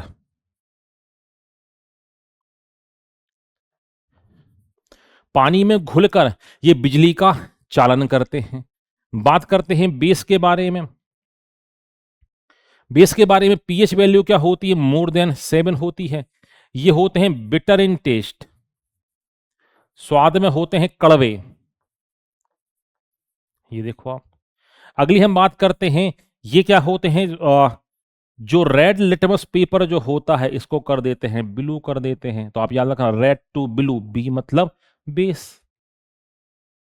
और जो एक्वस सॉल्यूशन जो होता जलीय विलयन, तो ये भी होते हैं अच्छे चालक। ये कैसे होते हैं, जलीय विलयन में क्या होते हैं, उम्दा चालक होते हैं। ये कौन, जो क्षार होते हैं। सॉल्ट कैसे बनता है, जब समान मात्रा में अम्ल और क्षार अभिक्रिया करें तब क्या बनता है, तब बनता है सॉल्ट। जब एसिड और बेस रिएक्शन करते हैं तब बनता है क्या, सॉल्ट प्लस वाटर। एग्जाम्पल देखो, हाइड्रोक्लोरिक एसिड, सोडियम हाइड्रोक्साइड, यहां बनेगा कॉमन सॉल्ट और प्लस बनेगा वाटर। तो ये जो मैं आपको डेफिनेशन बता रहा हूं, ये बहुत बेसिक परिभाषाएं हैं। आने वाली क्लासेस में हम देखेंगे आर्हेनियस कंसेप्ट देखेंगे, ब्रॉन्स्टेन लॉरी एसिड बेस कंसेप्ट देखेंगे, और फिर हम देखेंगे इसी में लुईस एसिड बेस कंसेप्ट भी हम यहां पर देखेंगे। कुछ नेचुरल सोर्स बताए हैं एसिड के, जैसे विनेगर यानी कि सिरका में मिलेगा एसिटिक एसिड, लेमन में मिलेगा सिट्रिक एसिड, टोमेटो में मिलेगा ऑक्जेलिक एसिड, अंगूर में मिलेगा टार्टरिक एसिड, दूध में मिलेगा लैक्टिक एसिड, चींटियों के डंक में मिलेगा आपका फॉर्मिक एसिड, और सेब में मिलता है क्या, मैलिक एसिड आपको देखने को मिलेगा। इसके अलावा टार्टरिक एसिड, ये आपको देखने को मिलेगा टेमेरिंड, इमली इसमें। अगला ब्यूटायरिक एसिड, ये देखने को मिलेगा जब आपका जो बटर जो है खराब हो जाएगा तो इसमें मिलेगा कौन सा, ब्यूटायरिक एसिड यहां पर मिलता है ना। और यूरिन के, मैमल्स के यूरिन में, मूत्र में, यहां मिलेगा आपका यूरिक एसिड। और जो फैट जब डिसॉल्व होता है तो इसमें मिलता स्टीयरिक एसिड। ये और एक्स्ट्रा एसिड के बारे में जानकारी और उसके कुछ प्राकृतिक स्रोत। ऑक्जेलिक नहीं लिखा, जो गुआवा जो होता है ना, अमरूद,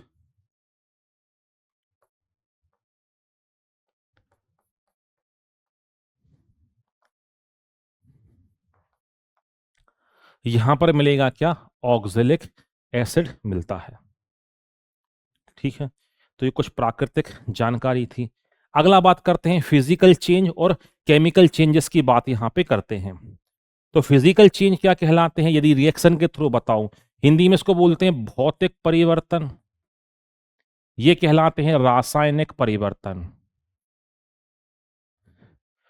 भौतिक परिवर्तन क्या कहलाते हैं, जब रिएक्टेंट को प्रोडक्ट में कन्वर्ट कर दें और प्रोडक्ट से दोबारा रिएक्टेंट बना दें, इसे कहा जाता है फिजिकल चेंज, भौतिक परिवर्तन।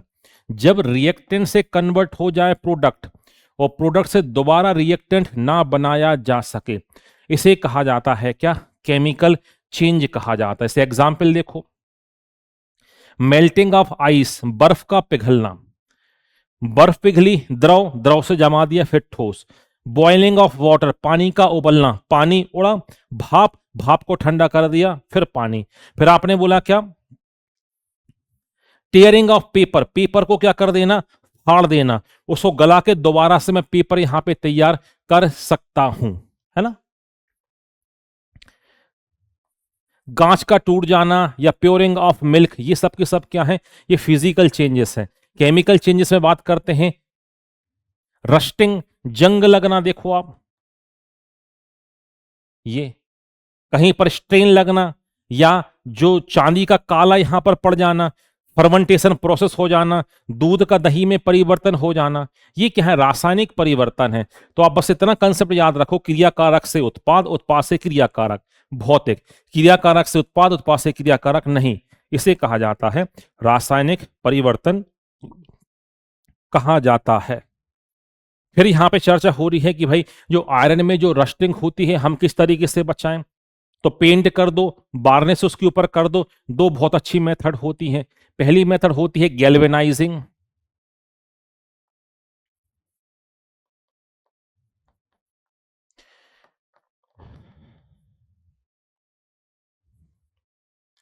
हिंदी में से कहा जाता गैल्वनीकरण कहा जाता है। दूसरी तो सेराडाइजिंग।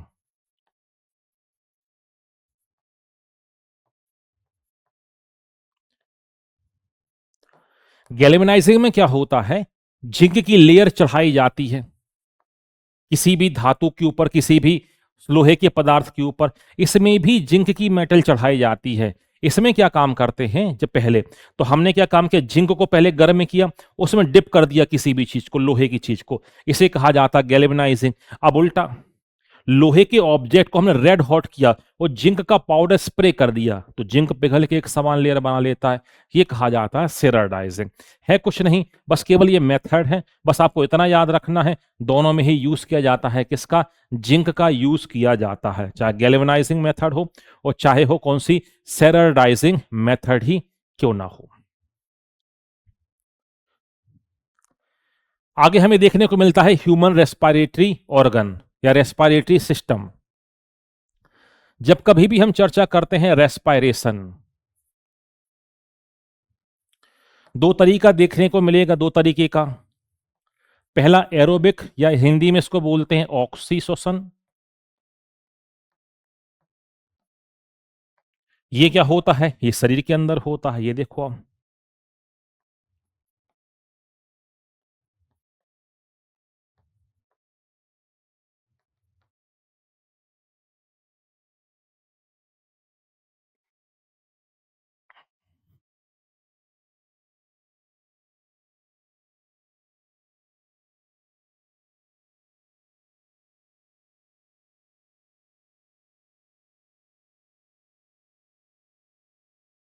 ये होता है कौन सा, ऑक्सीश्वसन होता है। एक होता है एनएरोबिक,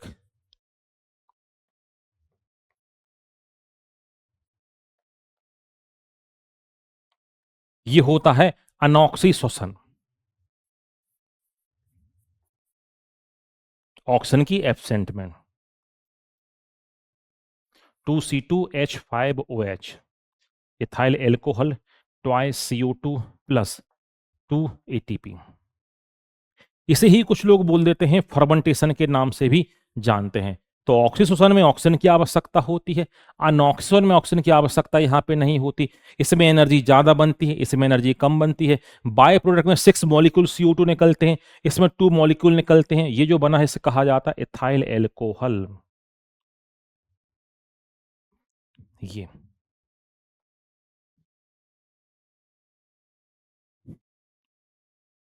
अब ह्यूमन रेस्पिरेटरी की सिस्टम की यदि अपन बात करें तो उसमें आपको मिलेगा ट्रैकिया, ट्रैक्यूल्स, ब्रोंकाई, ब्रोंक्यूल्स और लंग्स यहां पर मिलेंगे। तो हवा देखो ऊपर से ट्रैकिया से होती होती कहां पर पहुंचेगी, लंग्स में यहां पर पहुंचेगी। लास्ट में आपको देखने को मिलेगा यहां पर एल्वियोली, जिसको आप बोलते हो कूपिकाएं हिंदी वाले कहते हैं। और यहां पर होता है कैपिलरीज नेटवर्क, केशिकाओं का जाल या गुच्छा। तो ऑक्सीजन की मात्रा यहां पर कम, इनमें ऑक्सीजन की मात्रा ज्यादा, तो यहां से ऑक्सीजन डिफ्यूज होकर ब्लड में आएगी और CO2 निकल के यहां पे आती है। तो जो ऑक्सीजन और कार्बन डाइऑक्साइड का आदान प्रदान होता है वो एल्वियोली लेवल पर यहां पर होता है ना। और नीचे आपको मस्कुलर स्ट्रक्चर देखने को मिलेगा डायफ्राम, डोम से स्ट्रक्चर। जब ये फ्लैट होगा तो बॉयल्स के लॉ के ऊपर आधारित होता है ऑक्सीजन का लेरा। तो वॉल्यूम बढ़ता है, प्रेशर कम होता है, बाहर का प्रेशर ज्यादा, बाहर से हवा आती है, अंदर आती है। तो इस तरीके का होता है यहां पर सांस का लेना। इसमें बेसिक बातें यहां पर की गई हैं। इसकी जो मैकेनिज्म है आने वाली क्लासेस में आपको देखने को मिलेगी कि सांस किस तरीके से अंदर यहां पर जा रही है। ठीक है, चलो आगे बात करते हैं, सर्कुलेटरी सिस्टम के ऊपर बात करते हैं। तो यहां पे आप देखोगे हार्ट का डायग्राम बना हुआ है ना। हार्ट का डायग्राम, ये एक सिंबॉलिक डायग्राम मैं आपके सामने बना के बता रहा हूं भाई, है ना। ये तो इसमें होता, हार्ट होता 4 चैम्बर, ऊपर वाले 2 होते हैं इन्हें कहा जाता एट्रिया कहा जाता आलिंद, नीचे वाले 2 होते हैं इनको कहा जाता है क्या, वेंट्रिकल्स कहा जाता है। ये है वेंट्रिकल्स, हिंदी वाले इसको बोलते हैं निलय।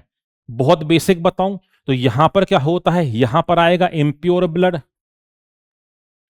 और यहां से आएगा क्या, प्योर ब्लड। प्योर ब्लड आएगा कहां से, लंग से, दोनों एट्रिया में। ये हो गया इम्प्योर ब्लड जिसमें CO2 की मात्रा ज्यादा है, इसमें ऑक्सीजन की मात्रा ज्यादा है। जब हार्ट होगा सिस्टोल, तो ये ब्लड जाएगा कहां पर, ये जाएगा लंग्स में जाएगा, क्योंकि प्यूरिफिकेशन यहीं पर होगा और ये शरीर के अलग अलग भागों में पहुंचेगा।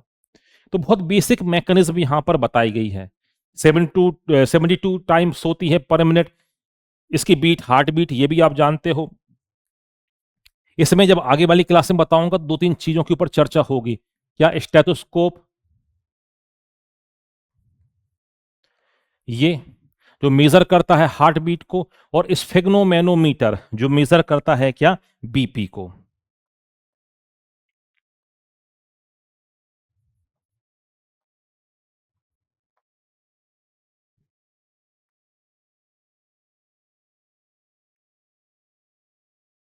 ब्लड प्रेशर, तो नॉर्मल व्यक्ति का होता है blood pressure 120/80 mm of Hg। ये प्रेशर कहलाते से systolic, systolic pressure, this is diastolic. जब हार्ट कॉन्ट्रैक्ट होता है इस प्रेशर को बोलते हैं systolic. Always systolic pressure is greater than the diastolic pressure, क्योंकि ऑप्शन में जब हम एग्जाम देते हैं एक ऑप्शन उल्टा मिलता है, 80/120। इसको आविष्कार किया था रीबा रॉक्सी और क्रेटोकॉफ ने। ये इनका नाम भी आप याद रखना। और इसका आविष्कार हुआ किया था ल्यूनेक ने। किसका, स्टेथोस्कोप। आपने देखा होगा कान में लगा के हार्ट बीट को जो सुना जाता है, ये ल्यूनेक ने किया था इसका आविष्कार।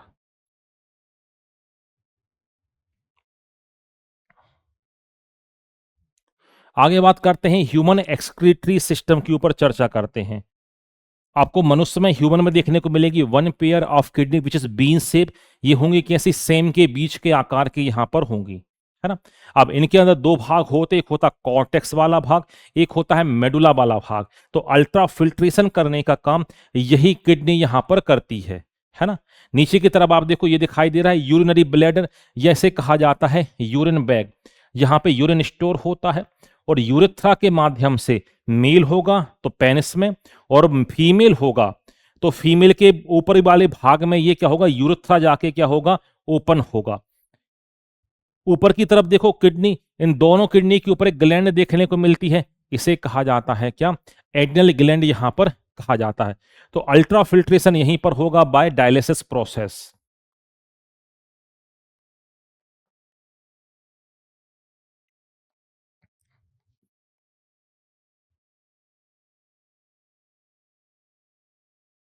अपोहन प्रक्रिया के माध्यम से। ठीक है, कुछ एनिमल प्रकार बता देता हूं। हम हैं यूरियोटेलिक। यूरियोटेलिक हम क्या काम करते हैं, हम एक्सक्रीट आउट करते हैं यूरिया, है ना। एक प्रकार इसका होता है अमोनोटेलिक। जितने भी एक्वेटिक होते हैं एनिमल, कुछ को यदि हम छोड़ दें तो ये क्या काम करते हैं, उत्सर्जन, अमोनिया का उत्सर्जन करते हैं। अमोनिया होता है हाईली टॉक्सिक,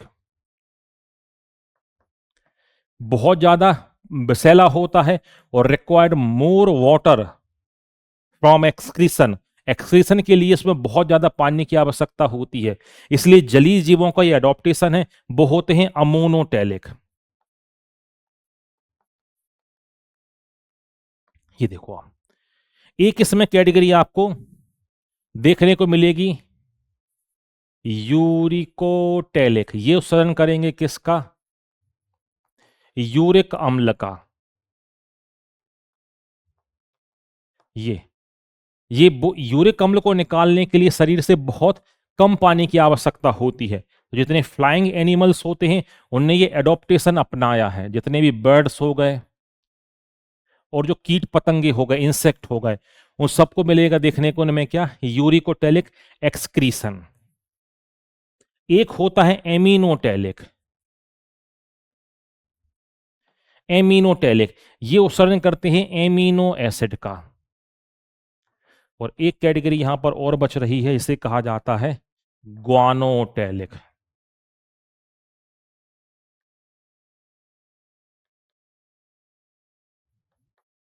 ये उत्सर्जन करते हैं ग्वानाइन।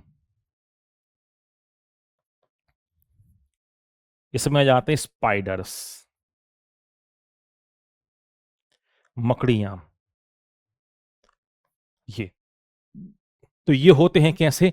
ग्वानोटेलिक एनिमल होते हैं।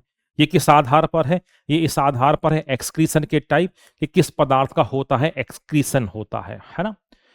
अब ट्रांसपोर्टेशन ऑफ प्लांट में आपको दो आपको देखने को मिलते हैं, क्या? मेजर टिश्यू देखने को मिलते हैं। एक देखने को मिलता है जाइलम, एक देखने को मिलता है वेस्कुलर टिश्यू में फ्लोएम। जाइलम क्या काम करता है? पौधे जमीन से पानी को और खनिज को खींचकर ऊपर ले जाता है जाइलम। पत्ती में हुआ फोटोसिंथेसिस रिएक्शन हुआ, इस रिएक्शन के दौरान बना क्या? स्टार्च बना या कार्बोहाइड्रेट बना, वो अलग अलग भागों में पहुंचता किसके माध्यम से? फ्लोएम के माध्यम से पहुंचता है। तो बेसिक जाइलम और फ्लोएम के माध्यम से काम पौधे का ट्रांसपोर्टेशन बताया है कि पौधे में कैसा ट्रांसपोर्टेशन होता है। तो यहां से जड़ों से ले जाना खनिज, ये जाइलम का काम है। और जो भोजन बन चुका है अब इसको अलग अलग भागों में ले जाना, ये इवन जड़ में तक पहुंचेगा, ये फ्लोएम का काम है। तो बस जाइलम और फ्लोएम के बारे में बेसिक इंफॉर्मेशन यहां पर बताई है। अगली हम बात करते हैं वेजिटेटिव रिप्रोडक्शन की। यहां पर बात हुई है एसेक्सुअल रिप्रोडक्शन की, यहां पे बात हुई है किसमें? पौधों में यहां पे चर्चा हुई है। जैसे आप देखो रिप्रोडक्शन किसमें? पौधों में, वो भी कैसा? एसेक्सुअल रिप्रोडक्शन, अलैंगिक। कई मेथड से हो जाता है। पहला आपने सुना होगा ग्राफ्टिंग, जिसको आप हिंदी में कहते हो कलम बांधना। आप कहीं गए, किसी का गुलाब पसंद आया आपको, उसकी आप कलम काट कर ले आए, दिस इज एसेक्सुअल रिप्रोडक्शन, अलैंगिक प्रजनन। आलू आपने कट करके लगाया, मॉडिफाइड स्टेम है, नोड और इंटरनोड दोनों यहां पर मौजूद हैं। आलू को आप लगाओगे, आसानी से आलू यहां पर पैदा हो जाएगा। इसके अलावा गन्ना हो गया, गन्ने को भी हम बाया स्टेम के थ्रू ही यहां पे लगाते हैं। तो ये जो प्रजनन के प्रकार हैं इसे कहा जाता है अलैंगिक प्रजनन कहा जाता है, जहां पर एक ही गैमीट उत्तरदायी है। एक ही गैमीट ने क्या काम किया है? प्रजनन कर लिया है। जैसे आप देखो ये हो गया जिंजर, अदरक में पाए जाते हैं नोड और इंटरनोड पाए जाते हैं, मैंने पिछली क्लासेस में आपको बताया है। तो यहां से निकलेंगी नई ब्रांचेस, है ना। किसी कलम काट के आप लगा दो, आलू में आप देख लो। इसी प्रकार कुछ लीफ में भी आपको, कुछ पत्तियों में भी आपको देखने को मिलता है, कुछ विशेष पौधों की उन पत्तियों से उनका हो जाता है क्या?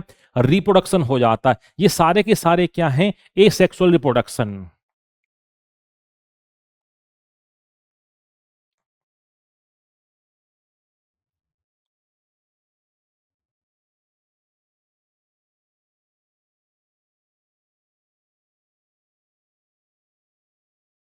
अलैंगिक प्रकार के ये प्रजनन के भाग बताए हैं। अब इसमें एक प्रजनन और होता है ना। ये आपको दिखाई दे रहा है, ये है बाय बडिंग, जो अमीबा में हमने पहले भी देखा है। बडिंग और हिंदी में से कहा जाता है, नहीं अमीबा यहां पर नहीं है। यहां पर हो रहा है क्या? ये हो रहा है बडिंग, मतलब मुकुलन विधि के द्वारा मुकुल बन रहा है। मुकुलन, ये देखो ये छोटा सा क्या था यहां पर? ये ईस्ट था, ये छोटा सा मुकुल बना और यहां से ये अलग हो गया। तो ये भी अलैंगिक प्रजनन का प्रकार है। ये है एलगी, शैवाल। तो ये एक शैवाल टूट कर बन रही है, ये भी अलैंगिक प्रजनन का ही क्या है? प्रकार है। और ये जो आपको दिखाई दे रहा है ये है फंगी। जो कर रही है स्पोर के माध्यम से एसेक्सुअल रिप्रोडक्शन। स्पोर एक प्रकार का बीज बोल सकते हो जो नेकेड आई से दिखाई नहीं देगा, जहां इसको कल्चर मीडिया मिलेगा वहीं पर ये ग्रो होता है।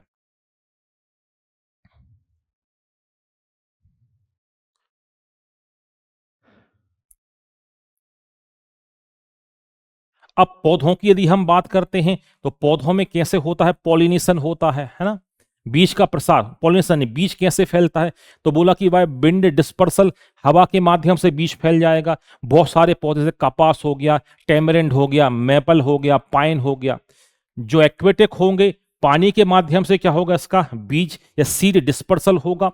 कुछ जानवरों के द्वारा भी हो जाता है, आपने बहुत सारे जानवरों के ऊपर कुछ चिपके हुए देखे होंगे दाने, कुछ बीजों का उनका भी द्वारा हो जाता है क्या, प्रजनन यहां पर हो जाता है। किसका हो जाता है क्या, ये हो जाता है एक्सप्लोजन। कुछ जीव होते हैं खुद ही, जीव नहीं कुछ पौधे होते हैं खुद ही बीजों को फैलाते हैं। जैसे अभी रबी की फसल आ रही होगी है ना, तो इसमें गेहूं चना होगा, तो अब बहुत तेज धूप निकलती, चटकने की आवाज आती है, चटक से क्या क्या होता, बीज दाना दूर जाके निकलता, उसको एक्सप्लोजन शब्द यहां पर दिया है। और कुछ अंडर द ग्रेविटी क्या हो जाते हैं, यहां पर फैलते हैं। तो ये बताया गया है कि भाई किस तरीके से पौधे अपने बीज को क्या करते हैं, फैलाते हैं। वो एक ही रूल काम करता है इस पूरी पृथ्वी के ऊपर। कोई भी जीव है, कोई भी एनिमल है जो आया है, उसका एक ही लक्ष्य है, क्या करना, रिप्रोडक्शन करना, फिर चाहे प्लांट हो और चाहे हो क्या ह्यूमन। ये देखो आप, तो यहां कुछ उसके एग्जाम्पल बताए जा रहे हैं किस तरीके से यहां पर प्रजनन करता है। यहां पर एक शब्द अच्छा आता है पॉलिनेशन, परागण क्या कहलाता है। देखो कभी आपने फूल को बहुत गौर से देखा हो तो उसमें कुछ भाग आपको बने हुए दिखाई देंगे। तो पॉलिनेशन के प्रकार होते हैं, एक होता है सेल्फ पॉलिनेशन, हालांकि इस किताब में तो आपको बेसिक ही बताया गया है। ये देखो आप, ये जो आपको दिखाई दे रहा है ये है एंथर।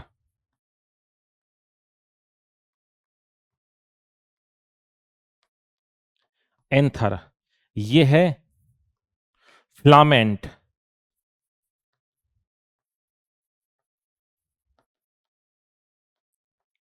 तंतु। और ये है पोलन ग्रेन।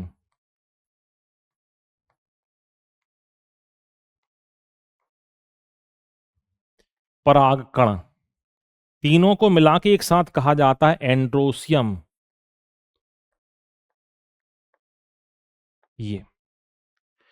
ये मेल वाला भाग होता है ना, ये दिख रहा आपको, इसे बोलते स्टिग्मा,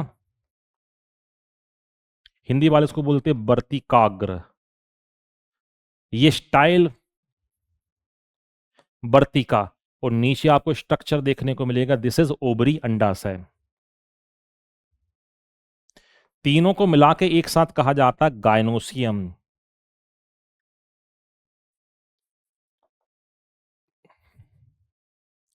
परागण क्या कहलाता है कि एंथर से परागकणों का फीमेल वाले भाग स्टिग्मा तक पहुंचना, इस प्रोसेस को बोला जाता है क्या, pollination. Transfer of pollen grain anther to the stigma is called pollination. फिर ये दो तरीके का होता है, एक सेल्फ पॉलिनेशन होता है, एक क्रॉस पॉलिनेशन होता है। जो सेल्फ पॉलिनेशन होता है फिर ये दो प्रकार का होता है, एक ऑटोगैमी होता है, एक जीटेनोगैमी होता है। जो आपका क्रॉस पॉलिनेशन है फिर दो एजेंट होते हैं, एक बायोटिक होता है, ए बायोटिक होता है। आने वाली क्लासेस में हम करेंगे इसके ऊपर चर्चा। तो जो पॉलिनेशन जो होता है ये एक प्रकार का सेक्सुअल रिप्रोडक्शन है जो हमें पौधों में होता हुआ दिखाई देता है ना। एक प्रकार का है क्या, ये लैंगिक प्रजनन है। बीज कैसे बनता है, अब ये स्टिग्मा के ऊपर जब आ जाता है क्या, पोलन आ जाता है। ये देखो आप,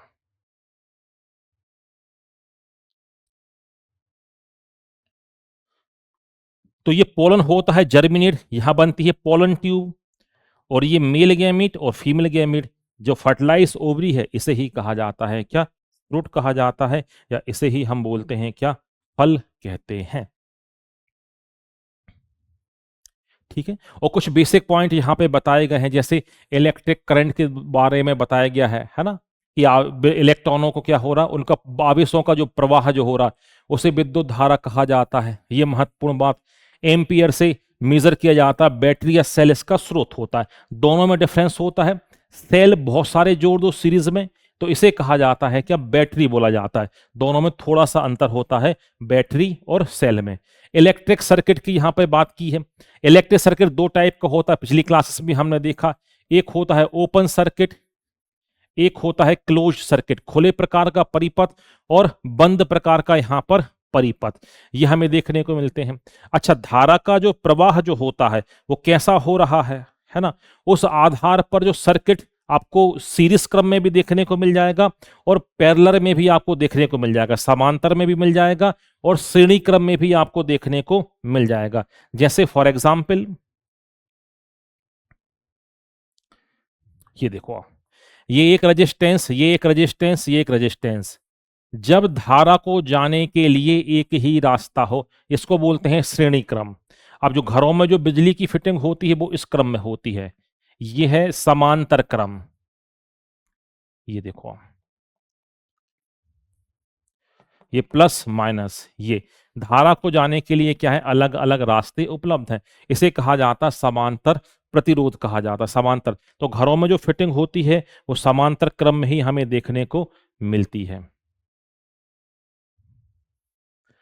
ना। अब यहां बताया है कि धारा का ऊष्मीय प्रभाव क्या होता है। ऊष्मीय प्रभाव जब होता, जब ऊष्मा प्रवाहित होती है तो एक गर्म होने लगता है, तो गीजर हो गया हमारा, है ना। इलेक्ट्रिक फिलामेंट जो हो गया, ये इसी के ऊपर काम करते हैं। और जब विद्युत धारा प्रवाहित होती है तो ये चुंबक की तरह व्यवहार यहाँ पे करती है, तो इसे कहा जाता है electric magnetic effect of electric current कहा जाता है। इसके बेसिक एग्जाम्पल यहाँ पे दिए गए हैं, है ना। जैसे इलेक्ट्रोमैग्नेटिक होती है, इसके अलावा इलेक्ट्रिक बेल जो होती है, ये सभी इसके बहुत अच्छे, या इलेक्ट्रिक मोटर जो होती है इसके उम्दा एग्जाम्पल हैं। अगला बताया है chemical effect of electric current. जब किसी द्रव में विद्युत धारा प्रवाहित करते हैं तो कुछ रासायनिक परिवर्तन होते हैं, कुछ चेंजेस होते हैं, वो इलेक्ट्रोलाइट प्लस वाले माइनस की ओर, माइनस वाले प्लस की ओर जाना शुरू करते हैं, तो इसे कहा जाता है विद्युत धारा का रासायनिक प्रभाव, इसे कहा जाता है। छोटी सी जानकारी इसमें दी गई है, फ्यूल के बारे में बताया गया, फ्यूज, फ्यूल बोल रहा हूं मैं, फ्यूज के बारे में बताया गया है। तो घर में क्या होता है, इसको सीरीज क्रम में हम यहाँ पे लगाते हैं। फ्यूज जो होता है इसका मेल्टिंग पॉइंट कम होता है। जब कभी भी वोल्टेज में फ्लक्चुएशन होता है तो फ्यूज क्या काम करता है, ये मेल्ट हो जाता है, ये वायर मेल्ट हो जाता है और इलेक्ट्रिक सर्किट को ब्रेक कर देता है, घर में सप्लाई रुक जाती है। जो आपके अप्लायंसेस घर में जितने भी हैं वो खराब होने से बच जाते हैं। फ्यूज के बारे में जानकारी यहाँ पर बताई गई है बेसिक। आगे बताऊंगा कि फ्यूज वायर किसका बनता, केमिस्ट्री में हम पढ़ेंगे कैसे लगाते हैं, अलग अलग प्रकार के फ्यूज वायर कैसे होते हैं, अलग अलग वोल्टेज पे कैसे काम करते हैं। आगे के क्लासेस में आपको देखने को मिलेगा, मेरे ख्याल से 9th में देखने को मिलेगा या क्लास 10th में आपको यहां पर ये देखने को मिलेगा। अब बेसिक चर्चा यहां पर हुई है लाइट के बारे में। लाइट क्या है, इलेक्ट्रोमैग्नेटिक वेव, यह है विद्युत चुंबकीय तरंग, है ना। इसकी वेलोसिटी होती 3 × 10⁸ मीटर पर सेकेंड, वो भी कहां पर, वैक्यूम में होती है ये।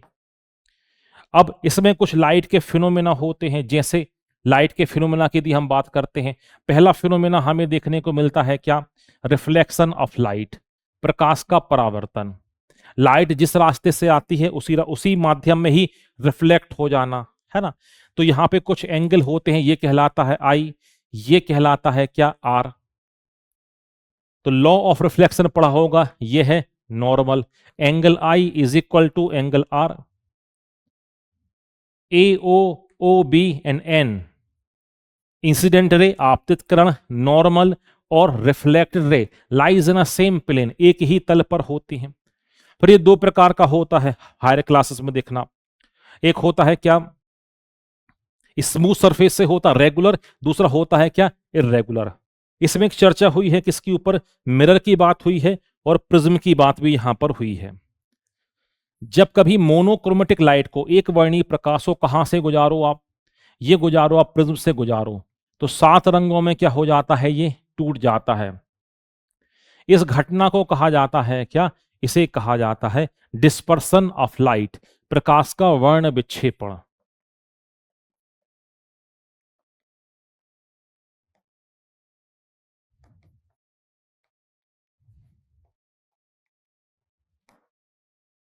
वर्ण विक्षेपण, इसी के दौरान क्या होता है, रेनबो बनता है ना, पानी गिरा, बूंद में ये एक प्रकार का बन गया प्रिज्म। सूर्य इस तरफ है, इंद्रधनुष इस तरफ, सूर्य इस तरफ है, इंद्रधनुष इस तरफ। बिहार पीएससी ने पूछ लिया है, बताओ 12 बजे रेनबो कहां बनेगा, तो 12 बजे रेनबो नहीं बनेगा। अब ये यहां तक है बेसिक। 10th में और 11th में हायर क्लास में आपको बताऊंगा फिर रेनबो के दो टाइप, एक प्राइमरी और एक होता है क्या, सेकेंडरी रेनबो।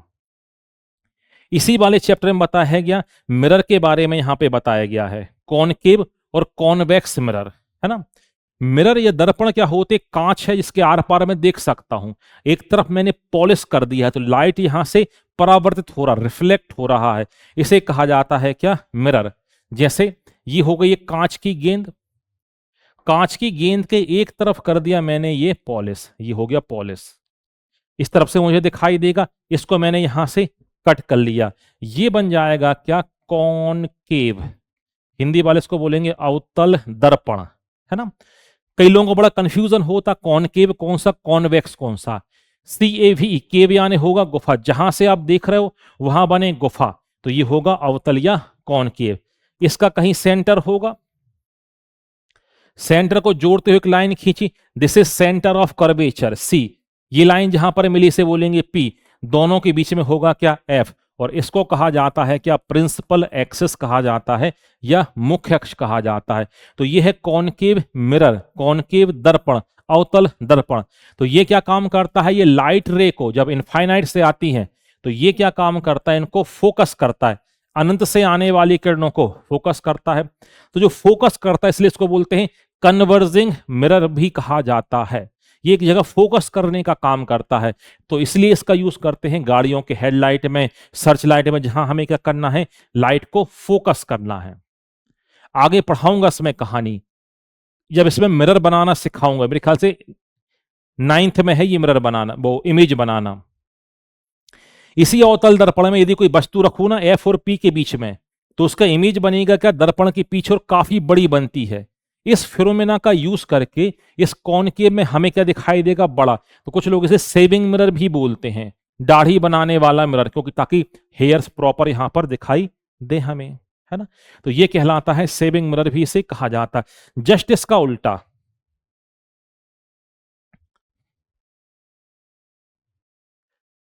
ये था कांच का गोला, अंदर पॉलिश किया, इसको कट कर दिया, तो यहां से मुझे दिखाई यहां से देगा, इसका सेंटर ऑफ कर्वेचर पोल इस तरफ होगा भाई, तो ये लाइट रे को क्या कर देगा, डाइवर्स कर देगा।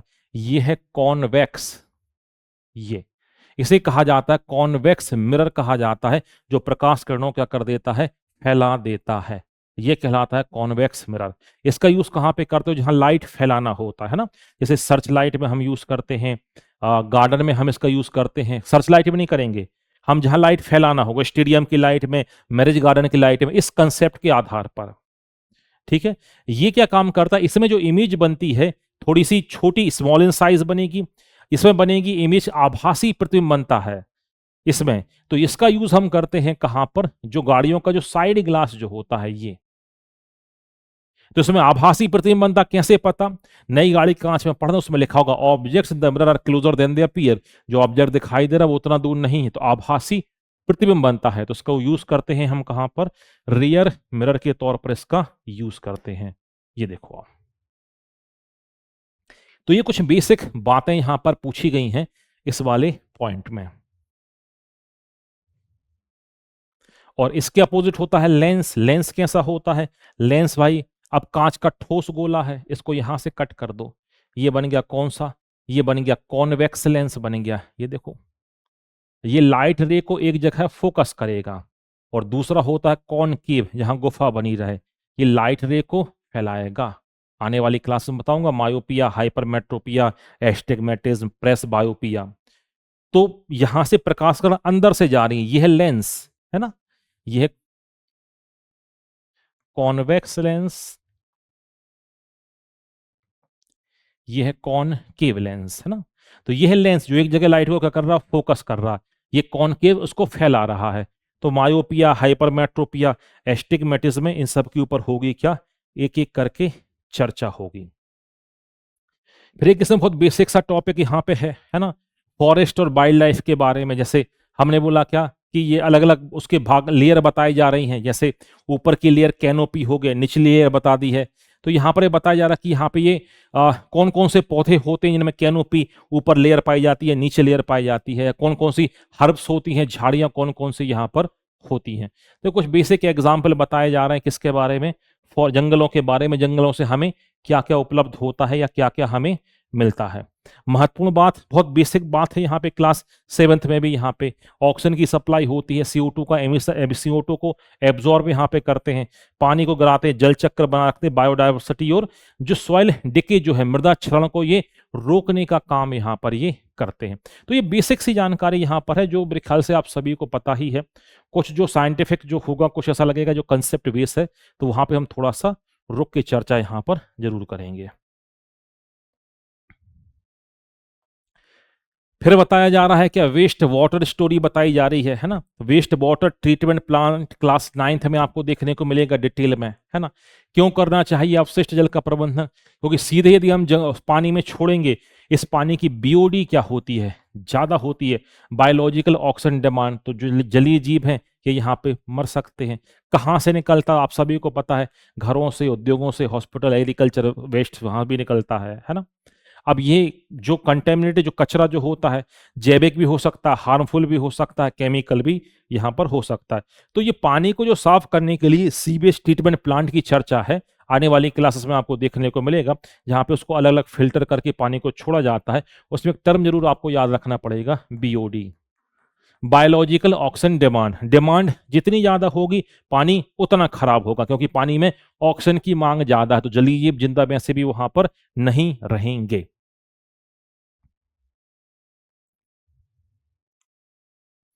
और कहां से निकलता है, तो हमने बोला कि वेस्ट वाटर ट्रीटमेंट प्लांट को हम क्या करते हैं, यहाँ पे पानी का करते हैं फिल्ट्रेशन करते हैं, है ना। अब इसमें क्या करते हैं, सबसे पहले बड़े प्लास्टिक के कण जो रीयूज हो जाते हैं उनको अलग किया जाता है। कुछ ऐसे बैक्टीरिया डाले जाते हैं जो बायोडिग्रेडेबल सब्सटेंस को डिकम्पोज यहाँ पे करते हैं। तीसरे भाग में क्या किया जाता है, क्लोरीकरण यहाँ पे किया जाता है, मतलब क्लोरीन उसमें ऐड किया जाता है, ताकि जितने बैक्टीरिया हमने छोड़े हैं ट्रीटमेंट के लिए वो सारे के सारे यहाँ पर खत्म हो जाए, क्योंकि इस पानी को हमें क्या करना है, बाहर भेजना है ना।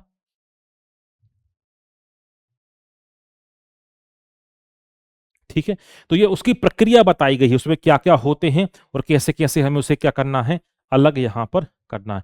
तो एक प्रकार से डिटेल में आपको देखने को मिलेगा 9th 10th में है, वाटर ट्रीटमेंट प्लांट या सीवेज वाटर ट्रीटमेंट प्लांट है, उसने पानी को यहाँ पे बताया कैसे हमें साफ यहाँ पे करना है। तो यहाँ पे पहले स्टेज में बड़े बड़े कण अलग कर लिए, सेकंड में हमने क्या कुछ बैक्टीरिया डाले जो कुछ चीज़ों को तोड़ देंगे, ब्रेक डाउन कर देंगे, फिर हमने बैक्टीरिया को रिमूव किया, अलग यहाँ पर हमने किया। तो ये कुछ इंफॉर्मेशन बता रहा है किसके बारे में, सीवेज ट्रीटमेंट प्लांट के बारे में। ठीक है, चलेगा। तो ये तो था आपकी क्लास 7th। ये भी क्लास काफी बेसिक क्लास है। क्लास 9th और 10th में अच्छे कंसेप्ट आपको और देखने को मिलेंगे। बाकी इसमें बेसिक कंसेप्ट है जो छोटी क्लास के हिसाब से क्या है, बहुत महत्वपूर्ण। इसके पहले जिसने क्लास 6 की एनसीईआरटी ना देखी हो वो भी एक बार आप देख लीजिएगा, वो भी अपलोड यहाँ पर हो चुकी है। सो मुलाकात करते हैं सभी लोगों से आने वाले सेशन में क्लास 8th की एनसीईआरटी में। क्लास 8th हो गया, 9th हो गया, 10th हो गया। अब यहाँ से लेवल आपको अच्छा खासा देखने को मिलेगा। ठीक है, चलेगा। ओके भाई, थैंक यू।